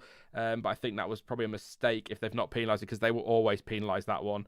Not a penalty at the moment, Movie YT. We're keeping an eye on that one, but the top 3 have been summoned to the stewards for a Parc Ferme infringement thing, which we'll keep an eye on. Don't worry about that one. Marie says that she doesn't think that Gasly served his penalty. Again, we'll come to that in a moment. Anything on McLaren before I roll on? I think we're kind of just waffling our way through this one today, because there's a lot to get through, and I know that there's a lot of stuff we need to talk about as well later. So just one. Go on then. Don't think you're fooling anyone with the Tomorrowland sponsorship. We're not stupid. We know that it's linked to Philip Morris. Stop it. There you go. All about the racing. Fair enough. I don't even pay attention to sponsors at the moment on cars, which is odd, really. I probably should pay more attention. Valtteri Bottas, P11 today from the pit lane. Zhou Guanyu for Alfa Romeo, 14th. Zhou in that 5-car fight again, kind of was a little bit, I think it was described in commentary as high in turn 1, which kind of lost him 3 or 4 positions on that run, so that was quite costly for him. I think pace just wasn't there for Zhou today. Did start on the hard tyres, which I wonder if that compromised him a little bit, because I know the drivers that did start on the hard, some of them kind of struggled early doors, so maybe that didn't work the way they wanted it to. Valtteri Bottas, though, so close to a point. Might still get one, actually, if anything happens with Fernando Alonso, but going from the pit lane to be P11, that's a really good drive from Valtteri, and we've said it before, Jonty, I think he's kind of not surprised us both, because we both know he's a good driver and can deliver in that midfield, but I think he's silenced a lot of his critics this season as Valtteri Bottas, and he's doing a great job. I'm kind of disappointed he didn't get a point, actually, but lost out quite late on to Alonso, who made the move. Also, where was it? Lap 64. He made the move on Albon for P10, and then Alonso came back and took it off him. But yeah, I've not got much on Alfa, and I feel a bit bad, because I think, for Valtteri to go from 19th to 11th, I feel like more needs to be said. But I also couldn't tell you all the moves he made to get from 19th or pit lane, to 11th place. Sorry, I didn't hear that. I was just saying I don't have a lot on Alfa, but I think it's because we didn't, again, a little bit like we didn't see much of them, because Valtteri Bottas went from pit lane to 11th, but we didn't see a lot of who he overtook. No, that's true. But I suppose that's a subsequent problem of everything having fights all over the place. Yeah. You're gonna miss a lot. I'm not sure if that's good or bad. Yeah, I mean, we might get some really cool stuff on social media from F1. Maybe Bottas did it through the pit stops. I'm not sure, but like I say, he made the move on Albon to take P10, lap 64, and then a few laps later, Alonso caught him. I thought it was going to be pit lane to points, but wasn't quite in the end. And Zhou, I think I've not got anything on Zhou. I mean, is there anything you want to say, Jonty? The only thing I would say on Zhou Guanyu is that I think he's been better this season than people are giving him credit for. I don't think he's been amazing, but I think he's been much better than people give him credit for. And, bounced back after Silverstone, turns up at Austria a week later, and starts the race, finishes the race, but that's kind of it. I just think that moment at turn 1 was critical for him in that 5-car fight. That cost him 3-4 positions, and that was sort of it from there. Yeah, and that's how those fights go. If things are that close, you get shuffled out by one, all of the others are going to die through. Like letting cars out of a side street. Yeah, I think that's fair. I like that analogy, actually. I'm having that. One of you can go, I said one! Yeah, aye! And then you get to the next side street and you refuse to let anybody go, and then there's always that knobhead that squeezes out, and you're like, whoa, if I wasn't British, I'd be swearing at you right now. It's what I was watching, what was on? Liar Liar was on Comedy Central, I think it was last night, and the puppy, yes, I've mentioned the puppy, I'm sorry, was tearing the house up. He was on one, so I was like, there's no point putting anything on because you can't watch it. I need to stop him biting everything, and me. And Liar Liar was on, and there's this moment in it where Jim Carrey's like, he's at the car impound lot, and he's like, and do you know what I'm going to do about it? And that's just how I am, like, nothing. I'm just going to moan about it, and that's all I'm going to do, nothing. Anyway, don't know where that came from. That's Alfa Romeo. That's that one. Williams, Albon in 12th place. Latifi, DNF in the end. Albon was doing actually quite nicely, going on quite nicely in P11. then eventually was overtaken by Bottas, as I said, on lap 64, because he did get up to P10, Albon. So I did wonder if he's going to sneak a point today, which would have been totally under the radar. I'm going to be honest, I was not expecting Albon to be up there. So P12 today, really solid result from Albon. And Latifi, again, he's going to get my line. He was there in the race. He was plodding along also quite nicely. I mean, he was down in P17, I think. He wasn't really doing an awful lot, but I think he had damage on the car from an earlier incident, so that meant it was about, I think, 3 seconds off the pace, apparently, and the team decided it was not safe to continue, so that's probably why his race was so quiet and miserable. He ultimately pulled in the pits, though, and DNF. So I'm not really sure where Williams are, because Albon is able to kind of be on the fringes of points semi-consistently, not every weekend, but you know, he's always sort of up there at some point, and you think, oh, maybe they can nick something, and then Latifi's down the back, and I'm not really sure where they are, other than probably last. Is all I can say. I mean, in pace rather than position. They are clearly the 10th fastest car, but how close are they to the rest of the field? Are we looking at Albon or Latifi? I mean, I've put that question to you, Jonty. I know the answer. With respect to Latifi. Yeah. It'll be a shame because he was so good last week. Yeah. It's not like he's the worst driver we've had. I mean, he's leagues ahead of Mazepin and various others we've had in recent years. But he is just making up the numbers now, especially compared to Albon. I mean, it feels like the gap between Albon and Latifi is even bigger than it was between George and Latifi. Because the car is better. It's more competitive against the others than it was previously. But he's still pretty much exactly the same place. Albon says it was a fun race, took some risks, they were bold. I had to push too hard on the tyres to keep up with Valtteri because he was too quick, so that's affected their race there. Trying to stay close. You risk and you push for points, and today it worked quite well for us, or didn't quite work out for us, but I still feel it was a good race. The whole race we were more or less matching the McLarens. We hit a bit of a traffic here and there, but I was really happy with the pace. Latifi sustained floor damage from running over some debris at the start of the race, and I ran wide on one curb. Towards the end of the first stint, I could feel the balance getting worse. Beginning of the second stint, there was a lack of downforce and pace.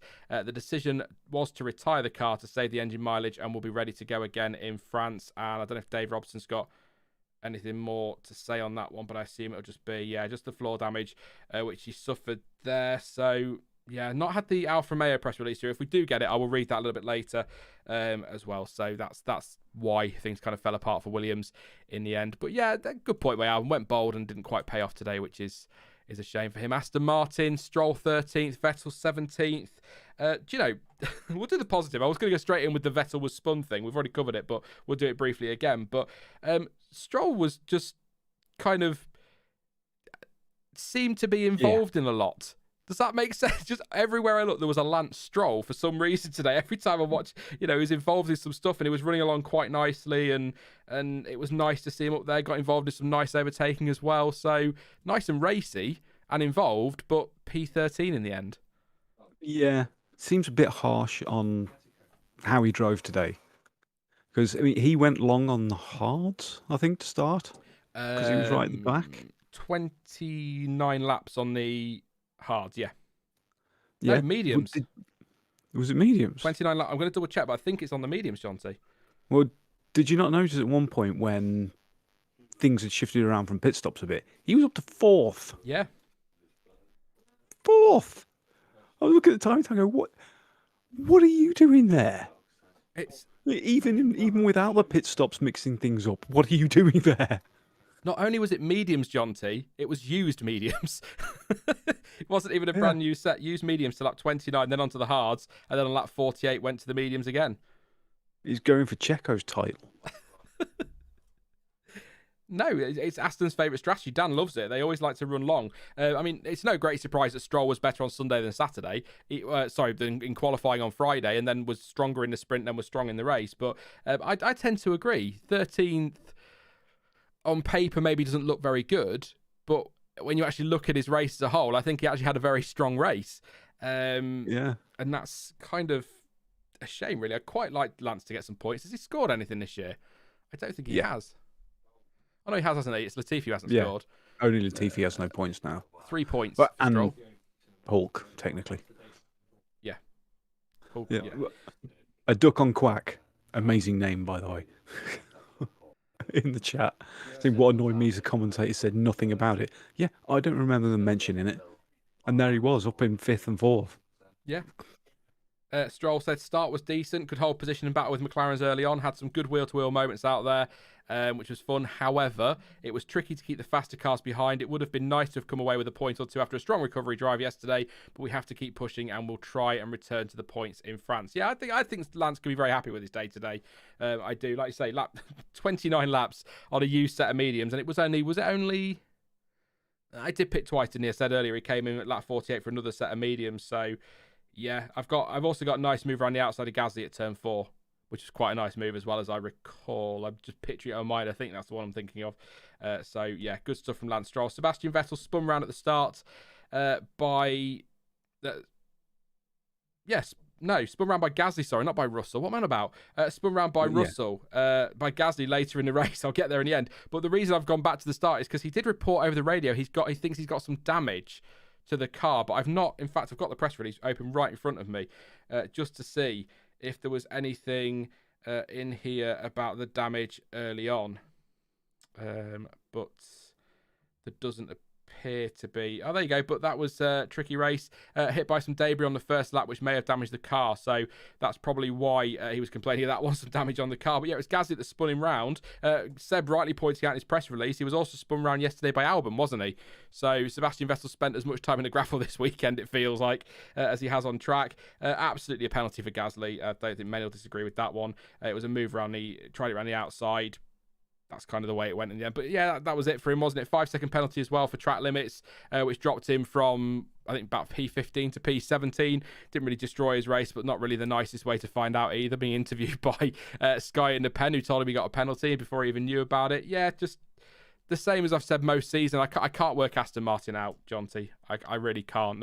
Some weekends they're right up there and then cock it up in qualifying with tyre pressures or whatever, and then another weekend they're nowhere and somehow manage to pick up points. So I can't really work out why they can't get the two together, if that makes sense.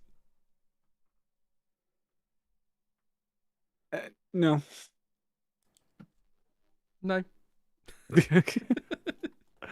You keep catching me off guard with some of these questions today. Well, they're either qualifying well and then getting nothing, or having a shit qualifying and then getting something. And I can't see why they can't just put the bits together, because I do think there's a car there if they can understand it and kind of get to grips with it. I think they've got a car that could compete pretty nicely with your Alphas, for example, but they just don't seem to be able to put a weekend together at times. Yeah. It's really frustrating to see, because I think the pace is there. Yeah, I mean, I do wonder what's going on in the garage. Do they keep trying to make sort of big changes between different this weekend, admittedly, but changes between FP2 and FP3? You know, because that doesn't tend to happen. But I mean, it's almost like they get some really decent pace and think, oh, right, if we just do such and such, we can get a little bit more, and then they screw it up. They need to be sort of thinking, right, we've got a lot, let's keep it, and just let the strategies get more from it. You know what I mean? Yeah. I think we've got a decision on Alonso. Sorry, I'm just double checking. I'll go to Chris Medland. Who actually says that the investigation for Hamilton, Leclerc and Verstappen relates to the drivers' physios interacting with the drivers in parc fermé before they've been weighed. It has been going on for a while, and the FIA have previously warned the teams it needs to stop. So there might be a proper, I think, fine and reprimand probably. But yeah, that's an interesting one. I didn't even know this was going on. So there you go. And apparently no further action on Alonso, people are saying in chat. So I'm just trying to see if I've got anything in here. Nothing coming up official, so I keep refreshing it. It's slow today for some reason. They're refreshing. I don't know why, but I'll let you know when it crops up, and we'll have a read of that one together. Where do we get to? We've done Aston Martin. Let's scroll through these. Through this last one. Who are they? Alpha Tauri. That's the one. Nearly come Toro Rosso. That threw me off. 5-second penalty for Gasly for track limits. Then got a 5-second penalty for the incident with Sebastian Vettel, which I still think is absolutely a penalty. Was some talk about him failing to serve a penalty. However, as I said, Jonty earlier, if he'd failed to serve the penalty, they'd have come down on him by now for that one. So I assume that was just a a mistake on their front, the FIA, not counting properly. I just tried to... Yeah, they would. That would have been. I'm not sure what the protocol is for that. I think they then they sort of jump a level and it would go straight to a drive-through or possibly a stop-go. Yeah. I mean, probably, because you've not seen it. Well, no, because you have to serve it if you pit, don't you, again? You have to serve it if you pit again in the race. If you don't, it gets added to your race time. So you can't even just not bother with the pit stop. You have to use it at that point. So, yeah, I mean, I think he clearly has served it. Otherwise, he'd have been dealt with by now. But he says it could write off the weekend, is what he's saying in the press release. Just didn't have the pace. He hasn't seen the footage on the Vettel incident, but obviously got the penalty, so guess I'm the one to blame, is what he says there. Need to fight as hard as he could, because it's always tricky at that corner. Unfortunately, he spun. I mean, you hit him. I wouldn't say he spun, you hit him, Pierre. Need a big reset. This is kind of AlphaTauri's season, isn't it, so far? They have some good pace. And you think, a bit like Aston Martin, they've got the pace to compete. They're going to have a good weekend, pick up some points, and then something always seems to happen that throws that away, whether it's the drivers or reliability. And I do not believe, looking at that championship, in fact, I'm going to just try and find it. There we go. I do not believe AlphaTauri's season is only 27 points. I think there's been a lot of points that they've missed out on, and that's a big frustration for them. So really disappointing again. Yuki saying very much the same. It was a long race, had no pace at all this weekend, and really struggled since FP2. Car sliding all over the place. Need to go away and look at what the issue may be. Nothing in the data that explains it. And that's basically it. It's just very disappointing. See if Jody Eggington has said anything. Couple of penalties for Pierre, obviously. 2-stop race. Nothing, just no pace is the line from AlphaTauri. We just had no pace this weekend. So really bizarre that they're struggling so much, because they did mention this in comms actually. What's happened to Gasly this season? Is it the car? Is it just bad luck? Is it frustration that he's staying there for another year? I don't know. He's not blowing us away like he did last year. And Yuki Tsunoda's definitely taken a step forward, but it's just so bizarre seeing AlphaTauri struggle too much, because when they were Toro Rosso, they were one of those teams that just always punched above their weight, didn't they? So you kind of expect them to be up there. But I've got nothing else to say on AlphaTauri for the race, Jonty, unless you've got something. I just checked Tsunoda's notes as well, but I've got nothing much other than what they said there. Obviously, the squeeze on Alonso on the run to... I'll tell you what then, Jonty, actually. Sod it.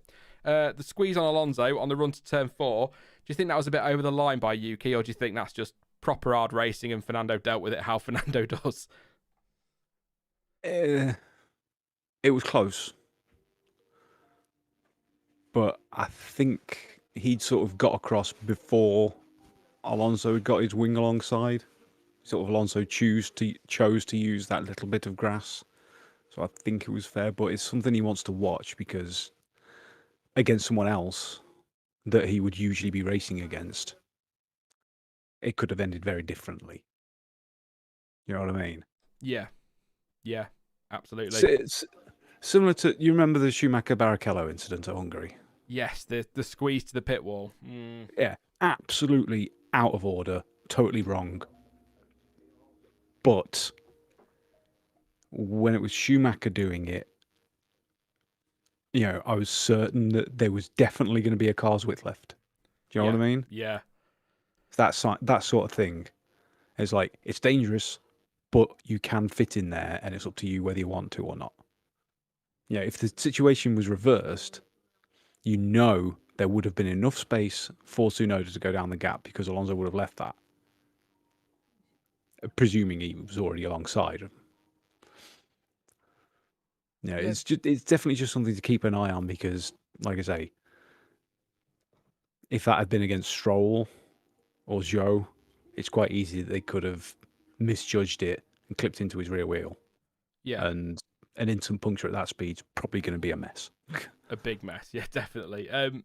Marie Hope's just saying in the chat actually that Max squeezed Leclerc yesterday towards the pit wall, was one that Sky kind of brought up as too much of a squeeze.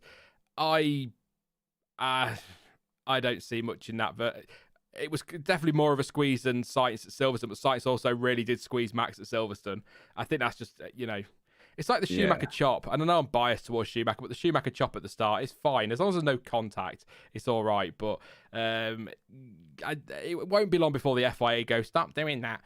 So I shouldn't worry too much. Definitely not. And just on Alonso, by the way, confirmation from the FIA, no further action. Let's see what we've got, what they're saying. So, Alonso made a pit stop during the virtual safety car due to the incident at turn 4. The left front wheel subsequently came loose by a small margin, and the stewards investigated to see if the car was released in an unsafe condition. The stewards reviewed multiple angles of video of the pit stop, including pit lane CCTV. There is nothing in the video to indicate the pit stop was anything other than a normal pit stop, including that the wheel concerned appears to fully engage and become fully tight. Team manager reported the mechanic fitting the wheel reported everything felt normal. Body language in the video appears completely normal. Nothing wrong. Just see if there's anything. So shortly after turn 3, the driver states on the radio they will need to box again. When asked by the crew, the driver simply reports they need to box again. In the hearing, the driver stated that he cannot see the rim of the wheel and that all he felt was a small vibration, consistent with the video. I'm just trying to see if there's anything in here.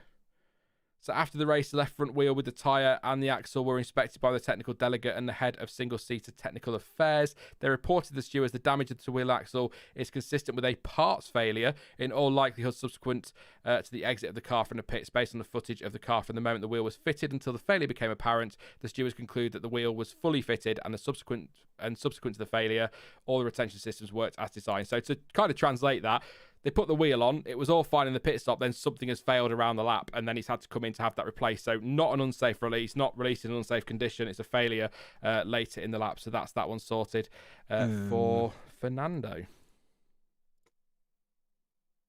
Wild guess, possibly a wheel weight. Could be. For the balancing. Because when you lose one of them, vibrations can get real nasty. Yeah. I'm sure Alpine will put something out. I'll look at the press release in a bit and see if they put anything out on that one. But we'll keep an eye as well, see if the stewards decide to do anything on Hamilton, Verstappen and Leclerc as they're listed on this page. But driver of the day. Who is your driver of the day, chat? Mick Schumacher got the official one surname in the chat. Let me know who you're going with. Jonty, who's your driver of the day for Austria? I think pretty tough pick, actually. Yeah. For me, I've got to say it's between Schumacher and Leclerc. Just with Leclerc managing that throttle pedal issue. I mean, that's not just the physical difficulty in driving a car that's got a throttle pedal that doesn't want to come back up. Imagine how hard that is mentally. When you're in a Formula One car, you're doing 195 miles an hour, coming up to a corner where you need to brake like only 150 yards before it, and you know that the throttle pedal isn't coming up properly. That's a hell of a situation to be in. I've seen it with other drivers in various series in the past, and to get around it is just amazing stuff. Is that how you're going with then, Leclerc? I'm going to have to. Oh. My driver today was Leclerc for the reasons you explained about the throttle, but also for the fact that he overtook the race leader, Max Verstappen, 3 times. And I think that deserves a hell of a lot of credit, whether it was fresher tyres or better car or not. He still made 3 overtakes on Max Verstappen. Really, really fun overtakes as well, particularly the last one. So I was going to go with Leclerc.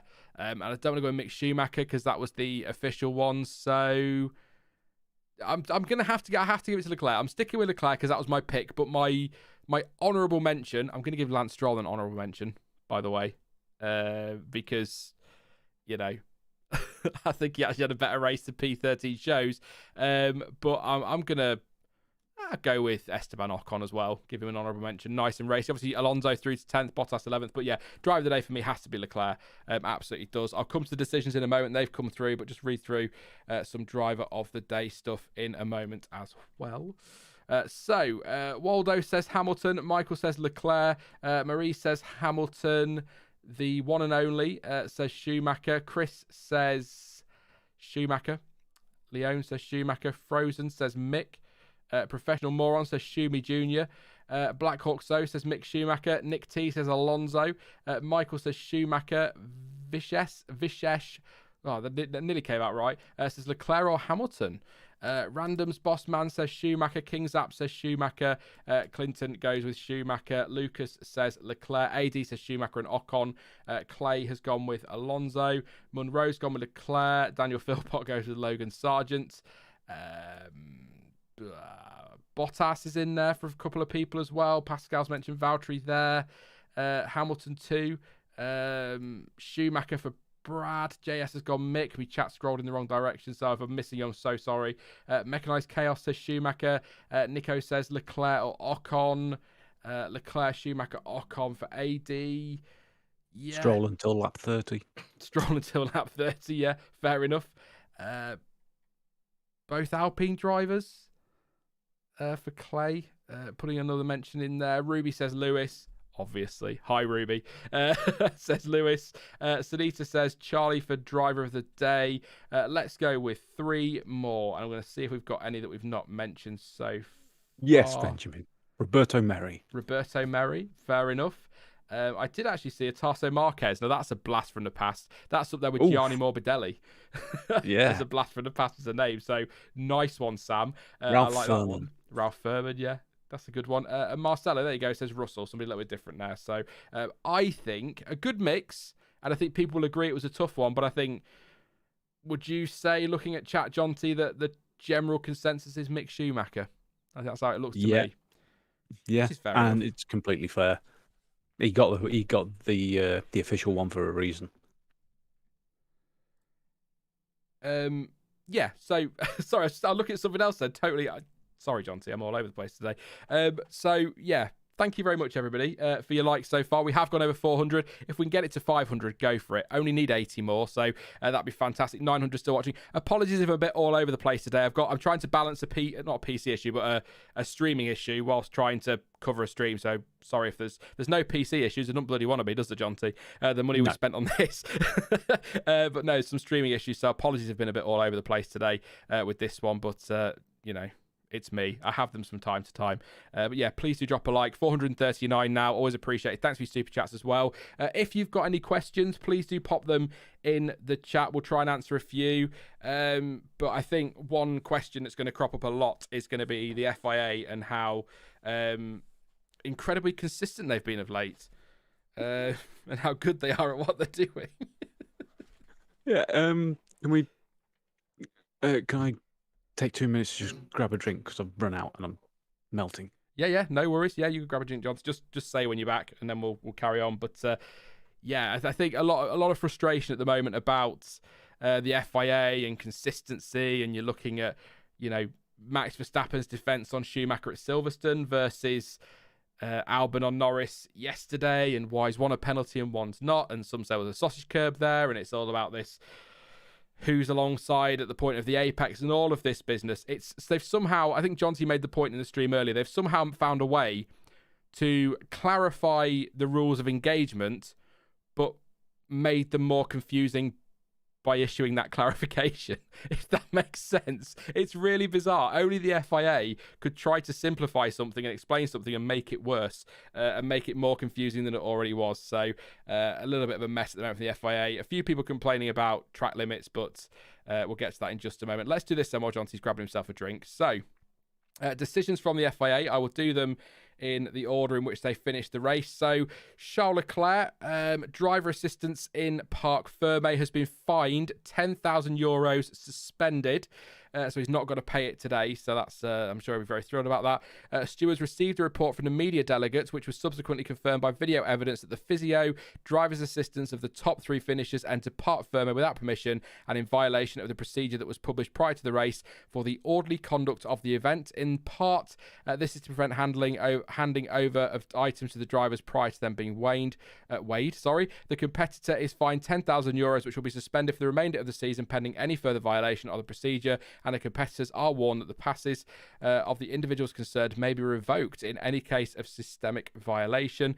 Competitors reminded they can appeal, and I think that is the same for every single one of them. So all the same. So Charles Leclerc, Max Verstappen and Lewis Hamilton have all received suspended €10,000 fines for their physios being in Parc Fermé and coming into contact. So all suspended as well, so they're not going to pay it today.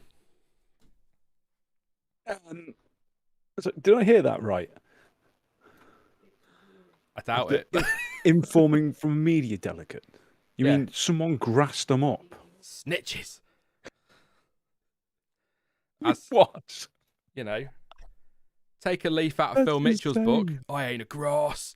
You know, yeah. Basically, someone snitched, and then they've got the video evidence to prove it. So there you go. So no sporting penalties, I suppose. Just financial penalties, and even they're suspended, so they've not got to pay them, provided they don't do it again. And I believe that is all the decisions in. Yes, it is. Offence for car 24. Hang on, have I missed that one? So that's Zhou. So that's a 5-second penalty and a penalty point. What? So they're giving penalty points out for track limits? Yeah, Vettel got a penalty point. Yeah, I mean, I suppose technically it comes under the jurisdiction of driving standards. You know, that's literally what the black and white flag means. But that seems a bit extreme. Well, Pierre needs to be careful. He got 2 for his incident with Vettel and 1 for the track limits, which takes him to 7. So another weekend like that, that's another 3. That's 10. They soon rack up, don't they? That seems a little bit... I get, like you say, obviously by the rules, it's probably fine because it is a driving standards thing, but that seems a little bit harsh for a penalty point for running a little bit wide. Which leads us on quite nicely to the point I think we want to make. is kind of where I've... strange. Gasly, Norris, Zhou and Vettel were the ones for track limits, by the way. There were warnings, actually. Gasly got a warning. Obviously, Perez got one. Norris, Sainz, Zhou, Hamilton, Schumacher and Vettel all got warnings in the race. So, and they're the ones I know of. So there's probably even more. But I was going to say about the track limits, Jonty, because a lot of people, I've seen people complain about them and say, it's not fair. It's not fair on the drivers. And, Naomi Schiff said afterwards, Naomi Schiff, by the way, who I think is fantastic on Sky, and they need to make sure she's on just about every weekend. I think she talks the most sense for the most part, and I absolutely love seeing her on there. I think she's brilliant as a pundit, so there you go. But anyway, she did say, and I disagree with her on this, that maybe the stewards need to look at it and say, did they gain an advantage, or is there any time to be gained out there? The problem with that is then you muddy the waters, don't you? And then one weekend it is a penalty, the next weekend it isn't. And I stand by what Martin Brundle always says: if it wasn't quicker, they wouldn't be out there. So, I think the answer to is it harsh, is it wrong, is it unfair is no. Just don't go over the white lines. It is difficult to see the white lines in these cars, of course it is, but most of them manage to see the barriers all right in Monaco. I know, don't start, barriers are higher than white lines. I'm just being facetious, but I don't think there's anything wrong with policing them firmly. But I also, we've seen some decisions that kind of, like sites on lap 1. If we're policing track limits as strictly as they have all weekend, that should have at least been looked at. Yeah. And obviously this whole thing, I mean, the rules specifically define the white lines. It doesn't say curves, it doesn't say this bit, that bit. It explicitly says the white line at the edge of the track. So by that front, they are right to be doing this. But they need to be clear on why and when. And they need to be instant on it.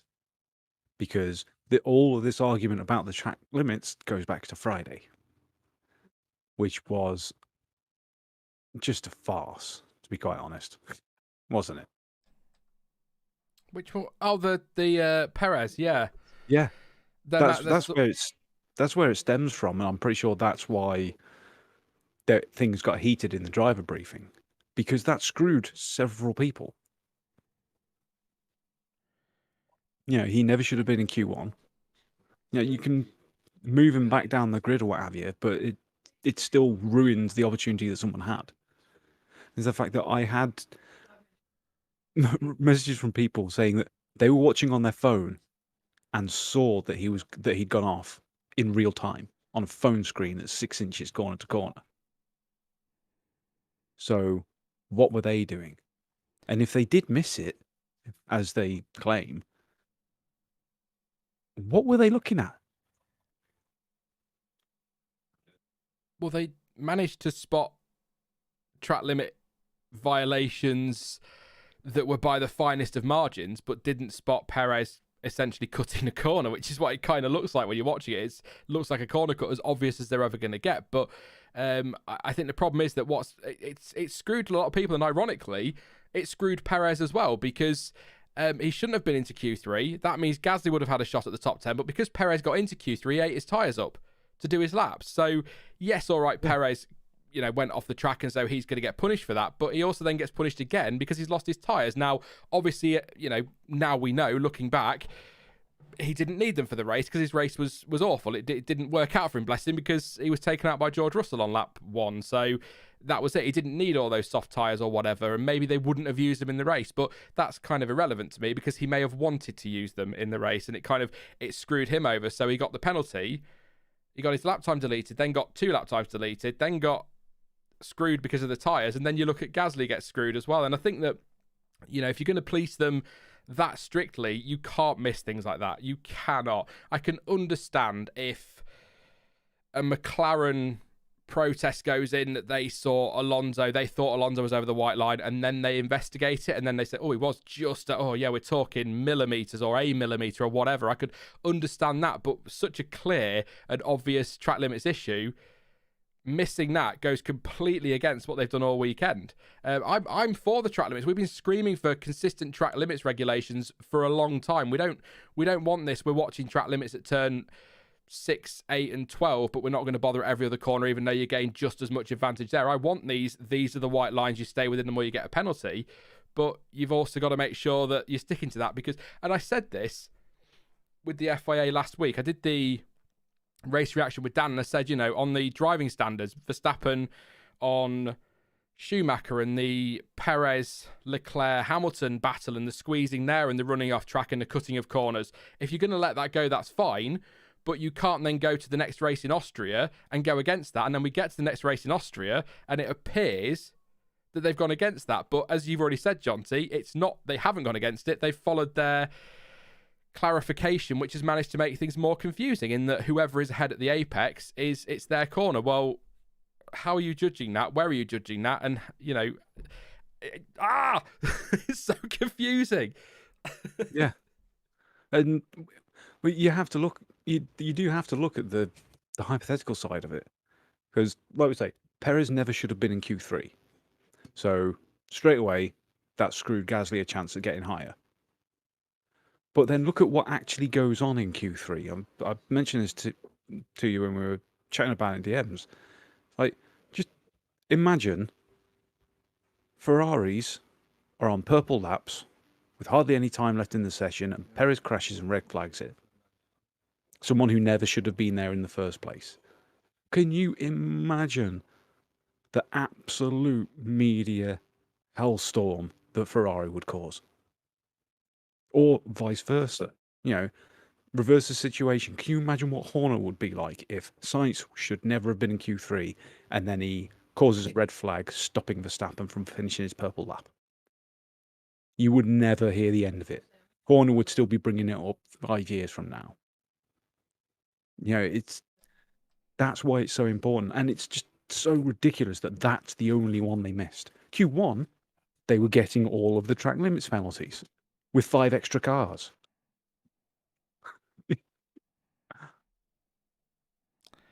Yeah.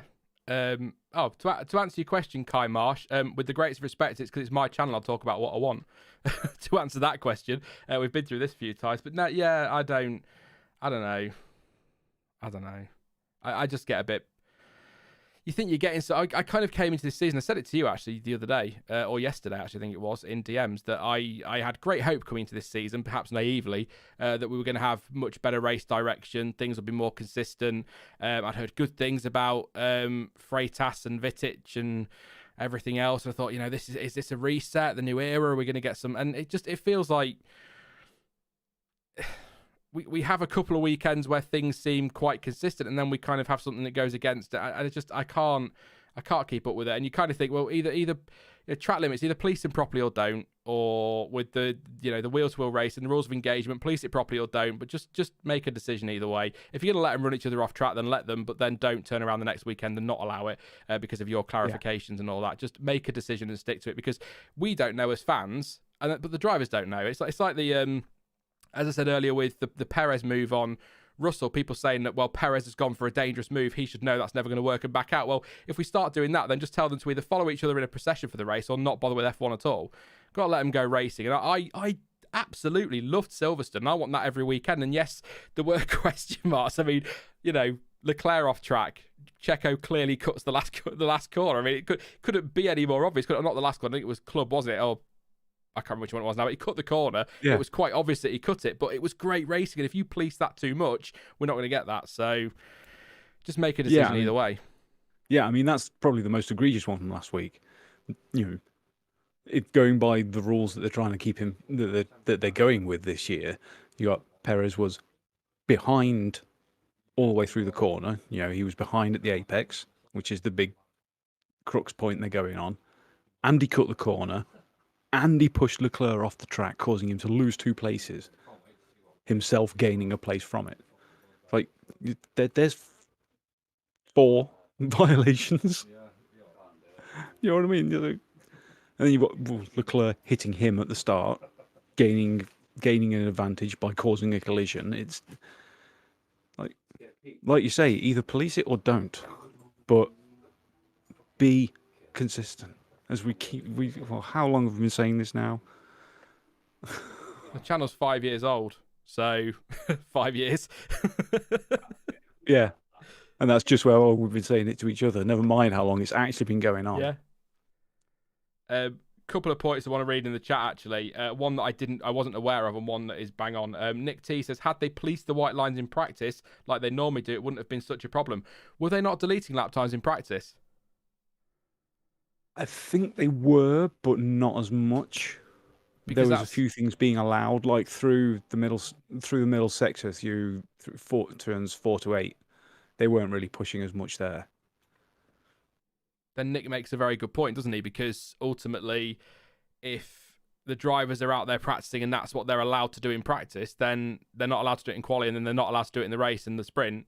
At what point, this is what we're saying: police it or don't. But you can't be chopping and changing rules. And Purple Zebra, the most technically advanced sport in the world, should be able to tell when something is over a line. Yeah, absolutely. That I can't. In fact, you know what? I'm going to leave that part there. Yeah. Here's a question, which I don't actually know the answer to, but it's definitely worth looking at. How long has Wimbledon had Hawkeye? Since 1927. It's a pretty damn long time. You know what I mean? How can they not come up with something of a similar nature that is quick, instant? We've got sensors in the pit boxes, sensors on the grid. I know transponders on the cars, GPS on the cars.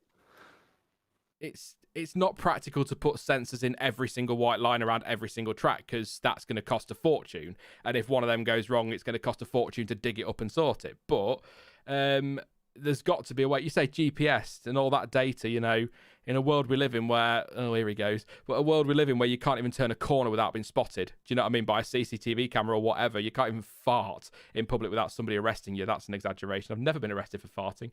If that becomes a law, I'm screwed. Anyway, wow, glimpse into Sean's life. Should have been. Shut up. But no, I think in a world like this, especially with modern technology, Purple Zebra's bang on. They should be able to find out when something is over the line. So, it's... Yeah, it's transponder. Like thank you, Nick. That's the word I was after. I mean, yeah, it's not a super difficult thing, is it? If needs be, just have a corner steward who has the slow-mo footage for that corner, nothing else. And that's their job. You watch here. If car goes over, you press red button. End of story.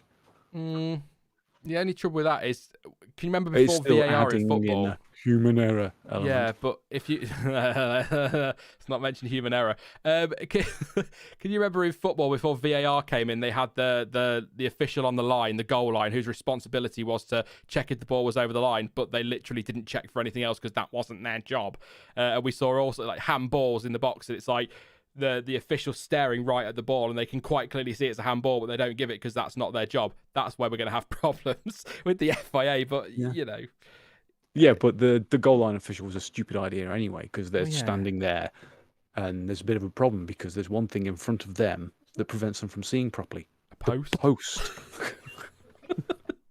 Like, talk about coming up with a simple solution that's utterly stupid and won't work properly. It's what I love about us as a FIA. species. It's what I love about the human race as a species, is that like we've got all this technology and we still got really stupid ideas to police things. I think it's Anyway, it's centuries old now, but it's many, many, many years old now. Occam's razor is still in effect. It's still a thing. It's still real.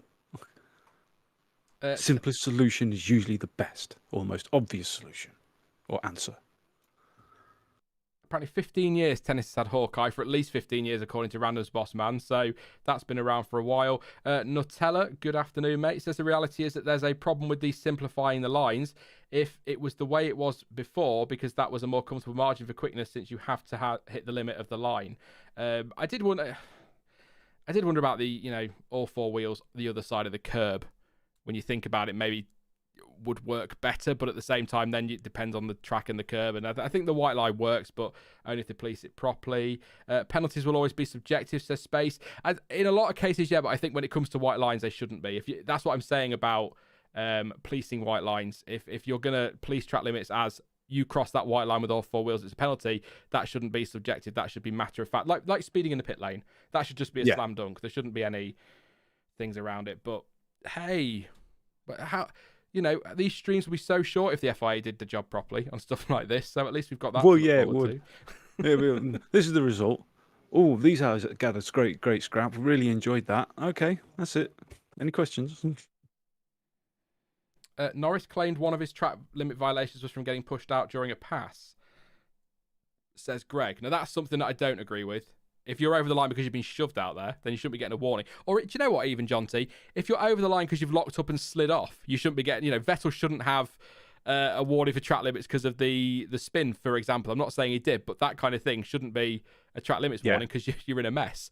You've not done that through choice, And if he has, then that's a really weird choice. But that picture of Carlos Sainz's car again cropping up is just... Oh, Carlos, I'm devastated. Let's have a look at what you guys said in chat. Carry on, Jonty. That's where the stewards come in. For things like when it's cars in combat, so that people can look and make judgment calls. That's where the subjectivity does come in. But for things like track limits, pit lane speeding, or any kind of technical infringement, it is a very simple black and white thing. You either broke it or you didn't. There can't be any argument. But we've also seen problems even with that in the past. Namely, Bottas race start. When you can see him roll about half a metre. But because it was such and such and such and such with this, that and the other sensor and whatnot, it didn't register. Where he's clearly claimed a massive advantage by breaking a rule. Doesn't matter if it was on purpose or by accident. Transient says an obvious solution might be gravel. Yeah. Or a strip of grass or something. But the only trouble with gravel is, and we were reminded last weekend, that whilst gravel is great for track limits, it's not always great when there's a big accident. I don't know. I need to go back and read some more on that. There was some talk that when Joe went over, he hit an escape road and that sort of flipped him up in the air, but the gravel certainly didn't help the situation. Concrete runoff might have slowed him down more. I don't know, but that's the issue with gravel is not so much that it's expensive or anything like that. It is just because it's not totally safe for F1 cars, and it's definitely not as safe for motorbikes. Don't know, they struggle with that if it's right close to the track and grass and things like that, and that's why we get the AstroTurf and the concrete runoffs now. It is considered safer, and those sexy red and blue lines that we're going to get to all get a headache from in a couple of weeks at Paul Ricard. Oh, last one, Yeah. hopefully. Hey. Well, you see, gravel is the possible solution. It was the gravel that flipped him, that started him Hmm. rolling again last week. But similarly, you've got about 50, 60 meters from the edge of the track, the line at the edge of the track, to where the gravel starts. You know, it was a massive, massive runoff before he even gets near the gravel. And then you've got like 40 meters of gravel until the barrier. So the gravel's got no time to do its job anyway. The chances are, if it had been at the edge of the track, it may well have started him rolling again, but he would have come to a stop long before hitting the fence and never would have gone over the tyres because there's that much more energy being taken out.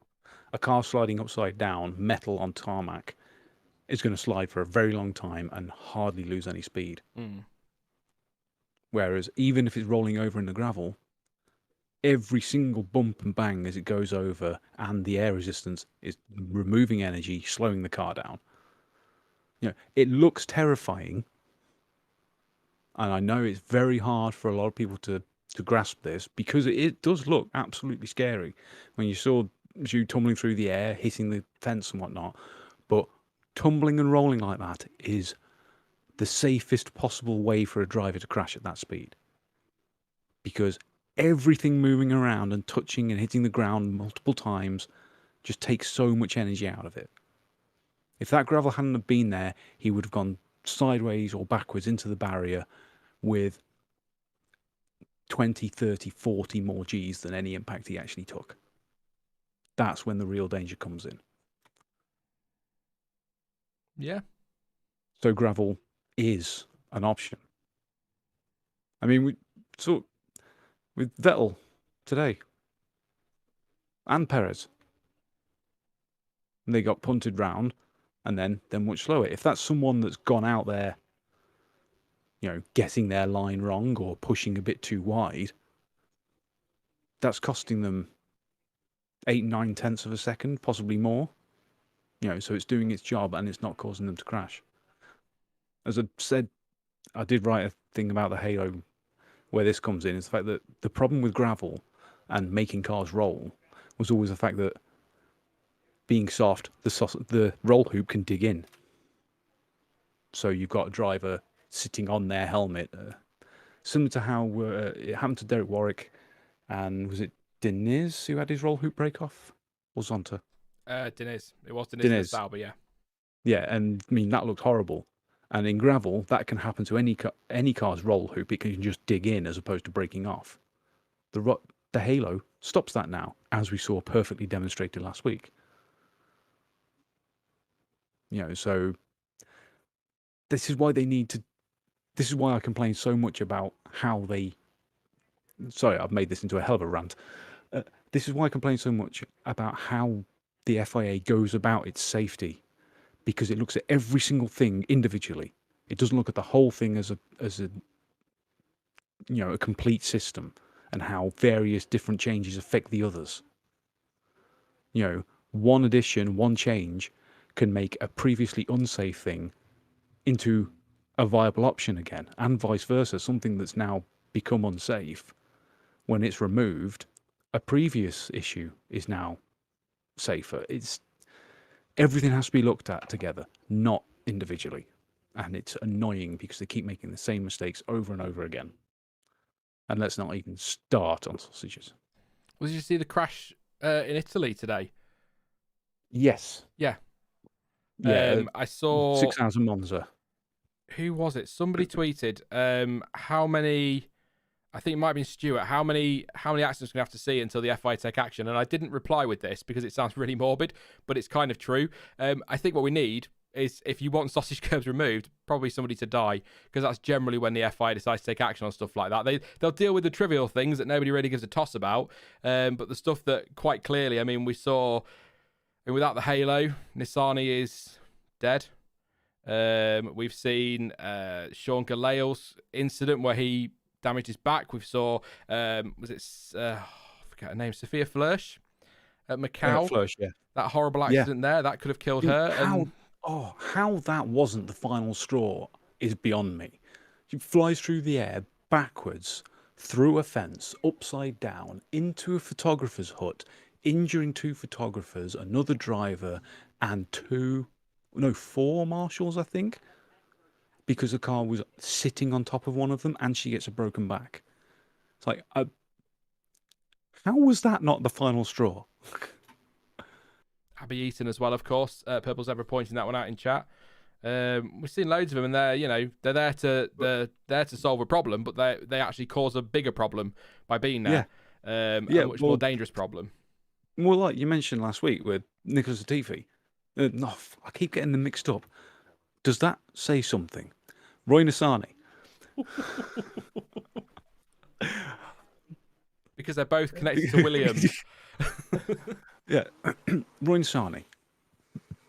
Without the halo, dead. Yes. But also, without the halo and without sausage curbs, he's fine. Yeah. You see what I mean? This is the point I'm making. I quite happily see sausage curbs go, and I could be quite happy to see a metre of gravel the other side of the curb to deal with track limits. You don't even need a full gravel trap to police track limits. But no, the sausage curb thing has to be dealt with. It won't be until somebody is... I mean, I say somebody's seriously injured, but I don't really know how much more seriously injured you can be than Peroni and Flörsch and people like that, really, before... 5 spinal fractures. Yeah. Because of them now. Literally 5 directly because of them. It's... Flörsch, Sophia Flörsch, Alex Peroni, Sean Gallale, Abby Eaton, and I'm sorry to the driver, I've forgotten his name, in USF4. Another driver broke his back the same weekend as Abby Eaton did. It's like, come on. And I think we're now up to 14 crashes, including today. Including the Aston today. Oh, Nutella. Going back as far as 1994. Nutella's made a very good point. Yeah. Just saying, if we have hardline rules, we don't need sausage curbs. Yeah, exactly. There you go. Problem solved, God damn it. But look, I know if I set you off, Jonty, you could go for hours on sausage curbs. But definitely give Jonty a follow on Twitter, because he will tell you what he thinks about sausage curbs in language that we don't usually allow on the streams. In tweets, yes. In article, it's properly written and eloquent. It's a good article. It's a very good article. You should, after this stream, Jonty, just post it again on Twitter or retweet it, and then anybody who doesn't follow you, then go over and have a read of it. It's a good article. Very good article. Well worth a read. I just want to read a couple of things. Thank you, Ruby, by the way, for your super chat. Says human error still triggers me. Shall we avoid that phrase, please? Sorry. I'm sorry, Ruby. Yeah. Says, well done to the greatest of all time, Lewis. Puppy pics soon, please. Great race, except for fan safety. Yes, puppy pics are on Twitter, but I can pop some more up at some point. Thank you for your super chat. Ruby. I don't, there's been a lot of bad stories coming out from this weekend, hasn't there, with abuse being thrown at fans from other fans. I'm not going to sit here now and address it, because I'm going to get completely muddled. I'll say something that pisses somebody off, and I won't intend to, but it's just the way I address things. All I would say is, I often say it on these streams, I just don't know why people can't just be nice to each other. And if you can't be nice to each other, then just don't fucking engage with people. Do you know what I mean?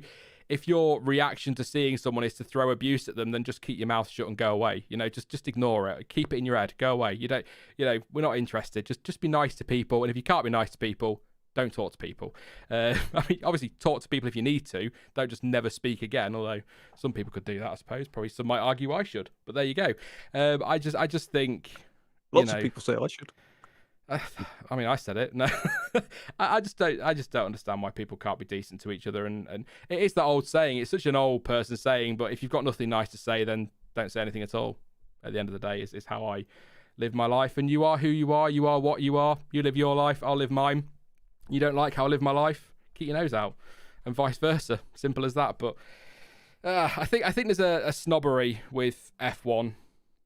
If I could say it like that. I think there's a hangover from the olden days where F1 fans are better than this. We're all a little bit middle class and we shouldn't be doing this at all. It's an absolute disgrace. And actually, we're not that at all. We are not we. That's not fair, because there's a lot of people in chat. Most people watching this, Jonty, me, we're not like that. But there are, we have got a lot more of the tribalism, football tribalism has kind of come into Formula One now, and it's just going to get worse. And when you've got social media, which then amplifies that even further, it's just going to get worse. And everyone's talking about the bad scenes in Austria. We had the fight at Silverstone, I think, wasn't there, which broke out, and that just shows you, not comparing the two, but that just shows you that this isn't just a one race weekend problem, and it's something the FIA need to stamp out, but also it's a consequence of the sport getting bigger and more people feeling the need to just be dicks. Yeah, and it's a shame because sometimes it can bring good things. I mean, look at the, drunken football out type behaviour last week at Silverstone. You got a massive crowd of drunken people just chanting Yuki Tsunoda, and that's it. Nothing else, just great fun. Yeah, that's how it should be. Why can't everyone sort of do that? Just, we're drunk, so we're going to act like fun, pleasant idiots instead of hateful, discriminatory idiots. If you see a stranger at a race and you walk past them and it's 8 o'clock in the morning, do you know what you say to them? You just go, morning, and keep walking. That's it.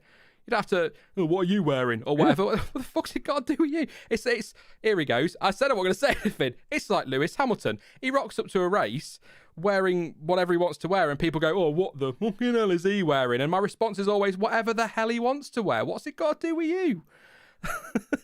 Jesus. Anyway, quick chat, save me.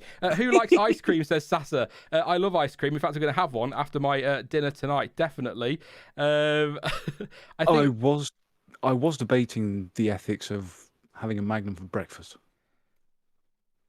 Oh, if you're doing ice cream for breakfast, just get a tub of Ben and Jerry's. Do it properly, mate. Don't. Yeah. Or oatcakes. Oatcakes are very nice. Very yummy. Yes, they are. Delicious. Even when they're badly cooked. Dan Philpott says, when's Stoffel returning? Never. Probably never, unfortunately. Unless, of course, I decide to do an F1 Manager live streaming thing on this channel, and then he'll be straight in whatever team I pick, and that is that. So, see you later, whoever. Did you see 28 Days Later? Yes, I did, Steve. And 28 Weeks, and 28 Days is much better. Really enjoy that film, actually. Yeah, fantastic movie. Christopher Eccleston's cracking in that, even though he's a prick in that one. I'm not going to talk... I don't know why you're all talking about snakes and underwear. I'm going to roll straight past all of that one. I love you lot. I really, really do. You crackers. Have we got anything about F1 rather than brownies and favourite ice cream? Otherwise, I'm going to wrap things up because I'm not going to sit here annoying people talking about... because I want to turn my fan on. ice cream and things like that. So, Logan's a couple of people talking about Logan. There you go. Trackstar says, any thoughts on Logan Sargent jumping up to second in F2 standings? Piastri and Webber talking to McLaren. I think the Piastri thing... Piastri next season will be at Williams or McLaren. I think that seems to be the noise coming from the paddock. That's what Ted was saying. It's going to be costly for McLaren to buy Ricciardo out of that one, isn't it, Jonty? Out of that contract, so they might want to stick with him. But I did see somebody make a point today that on Twitter, I think it was, or possibly somewhere else, saying that if Ricciardo does stay at McLaren, then can it really be on the same terms? I know if you've got a contract, you stick to those terms, but he's not really delivering for them at the moment. He's also had bad luck, it has to be said, and that's only fair. I don't buy into the conspiracies, by the way, that people keep trying to push. Just grow up. There's not a conspiracy there at all. He's just not performing. Lando is. It's as simple as that one. But if I was putting money on it now, or if not money, but if I was guessing, I'd say Piastri to Williams. But if Danny Rick, as I said earlier, Jonty doesn't step it up soon, then they might have to look at people like Piastri. They might feel they have no choice. Yeah. Yeah, possibly Piastri or, again, one of the Indy drivers. They don't need to do much to get the super license points, and Herta and Pato could bring in a lot more money. True. Even if not themselves, certainly through sponsorship. First team to get an American driver is going to rake it in. That's why if I were Williams, with respect to Piastri, I'd be looking to see if we can get... Sargent through, because American market's growing. 3 races in the US next year. Yeah, and he's performing well. To answer that other question, how he's performing, he's doing really. He surprised me this season. Certainly the last couple of races. Yeah, he's really stepped up. A little bit lucky today, must be said. Finished 4th on the track, but wins. Should we do? I'll tell you what, Jonty, because I think we're both boiling to death and we want to get. Should we do some really quick fire questions? Yes, no, quick answers. I promise I'll avoid sausage curves. Yeah. Also, thank you to Machine Hum for your super chat. Massively appreciate that. Thank you very much. Very kind of you. So Daniel Philpott says Logan Sargent to F1 next year. I'm going to say no, but I would if I were Williams. Yeah. Oh, sorry. Did you send a message as well? So, can anyone explain why Mick's out? Try it again. Can anyone explain why Mick's outrageous move to deviate offline and run Lando off the road resulted in a track limits ding for Lando? That was unbelievable. I think we talked about it a bit earlier. I haven't seen that. I didn't know that I'd set off the ding, as you've put it. I love that. That is, from now on, it's a track limits ding. I've not seen anything on that, but if that is the case, then that is a bit outrageous because it's not Lando's fault, is it, that he's been shoved out there or he's had to take evasive action? Although could have hit the brakes, I suppose. But that's yeah. I don't know. Thank you for your super chat, though. It's a difficult one. Why do you hate Australians? Lol.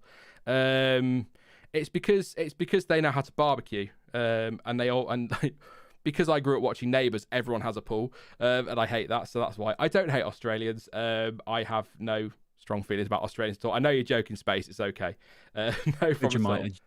Vegemite agenda. Marmite is better. Do you think Leclerc may go to Mercedes if he's still being screwed by Ferrari? That's from Ashinta. I got it in the end. No, I don't think he will. First of all, you'd need somebody to leave, but I think you'd more likely Leclerc would go to a McLaren than a Mercedes. But I think Leclerc is Ferrari's baby, if you want to put it that way. I think he's the one that they're very much behind, really. And I think he'll stay. He'll definitely stay. Alonso retiring next year, ? Says Ruby. No. I don't want him to either. I'm liking this year's Fernando. No, he's staying. Yeah. 2 more years? I'll see 2 more. At least 1. Although, if seats open up, people talking about, I've seen rumours of Vettel to McLaren and Herta to McLaren and O'Ward to McLaren and Piastri to McLaren, but, Alonso back there at McLaren could possibly go wrong. Not a chance. Trackstar33, thank you very much for your super chat. Says, thoughts on Porsche falling behind Sargent in points and is his F1 potential in trouble? That's a very good question, actually. That's possibly even a video. I don't think his potential's ever had any trouble. It's just that there are a couple as good or better than him, which are more attractive properties to a team.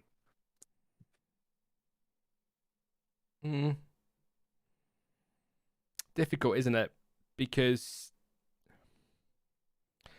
I think he's relying on Alfa, isn't he? Really, and at the moment they're not going to get rid of Bottas, and I don't think they'll move Zhou on. I think Zhou's doing enough to warrant a second go in that team next year. He just needs the car to actually finish the race and not blow up or crash, get taken out by other people. So I think that I said it the other week. I think the drive market will be very static this year. I don't think much will change. I think Williams will make a change, and I think you might see a change at McLaren, but even then, I'm not convinced by that. So unless a Vettel or an Alonso or a Hamilton or a I don't know, Ricardo decide they've had enough and they're gone, then I don't see much changing. There'll be 1 or 2, but I don't think it'll be a crazy one. Next summer could be a lot of fun, though. Right, 3 more, super quickly. Or even 2 more, actually, because I said 3 more a minute ago, didn't I? Keep doing this one. Danny Rick was P9. He was, unless it's changed, has it? No, he's still P9 as far as I can see. So, yes. So 2 more questions. I did see them.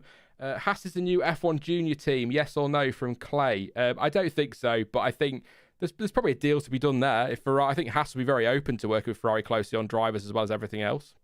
So maybe, and I'll give... You could argue they already are, to be honest. If you look at the people who've been in the seat. Well, certainly now, with Mick. Yeah, maybe. I don't know if junior teams are on the way out anyway, but that's definitely a story for another day. I think talking junior teams, Alpine could do with one. Alpine could definitely do with one.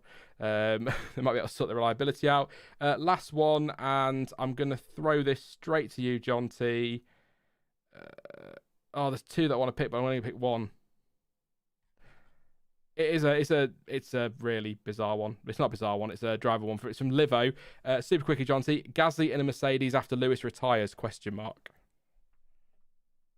I'd love it. Gasly deserves better, despite having a few incidents this year.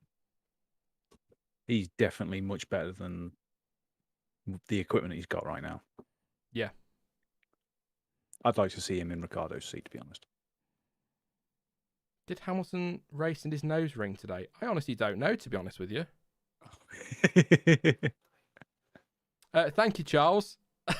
Is that the new terms?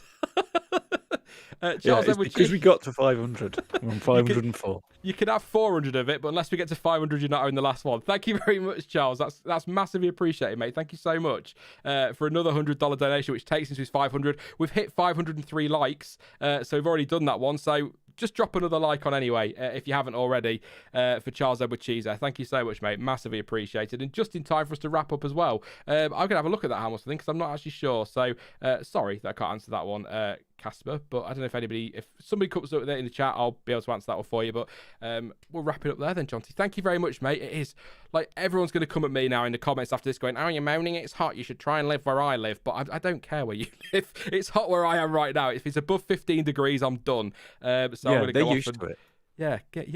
Yeah, you're used to it. God, you're so lucky, bloody Australians. No, I'm joking. Thank you very much, Jonty. It's been a pleasure as always, mate. And I think 2 great races can surely mean one thing. Paul Ricard's going to be freaking epic in 2 weeks' time. Yeah, I mean, as much as I make memes about being, oh, God, it's France next, last year was pretty good. So, fingers crossed. Good for France. Potentially the last one as well. Yeah. Well, Magny-Court's better anyway. Or maybe this street race at Nice that people keep talking about might be a thing. I think we'll have a French Grand Prix somewhere eventually, but looks like the last one for Paul Ricard. And Spa as well, but we'll do that another day. Thank you very much, Jonty. Thanks for having me on. And I'm sure we'll talk soon, mate. It was a pleasure as always. Sorry again for the extended rant, but I didn't get to talk about it last week. So. Any time, mate. It's no problem at all. Take care, chat. Bye. Thanks to Jonty. Thank you to you guys as well for tuning in. Always great to chat with you. Again, apologies if I was a little bit all over the place today. I'm trying to balance the streaming issue and it's hot and I'm going to moan about it because I can't stand heat in any way, shape or form. So there you go. Thank you for your super chats as well. Thank you to Charles. Thank you to everyone who popped a super chat in today. Massively appreciated. Thanks for your comments as well. I will be back at some point. I don't know when. I'm not going to pretend that I'm going to get 16 videos out this week, but worst case scenario, back with the preview for France, but I'd like to get something out this coming week. Just depends how things go.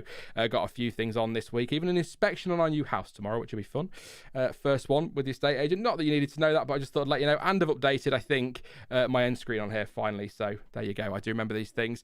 Don't forget to follow me on social media. Links in the description down below. As always, please do drop a like before you go as well. Massively appreciated. And don't forget to subscribe so you don't miss out on any future content.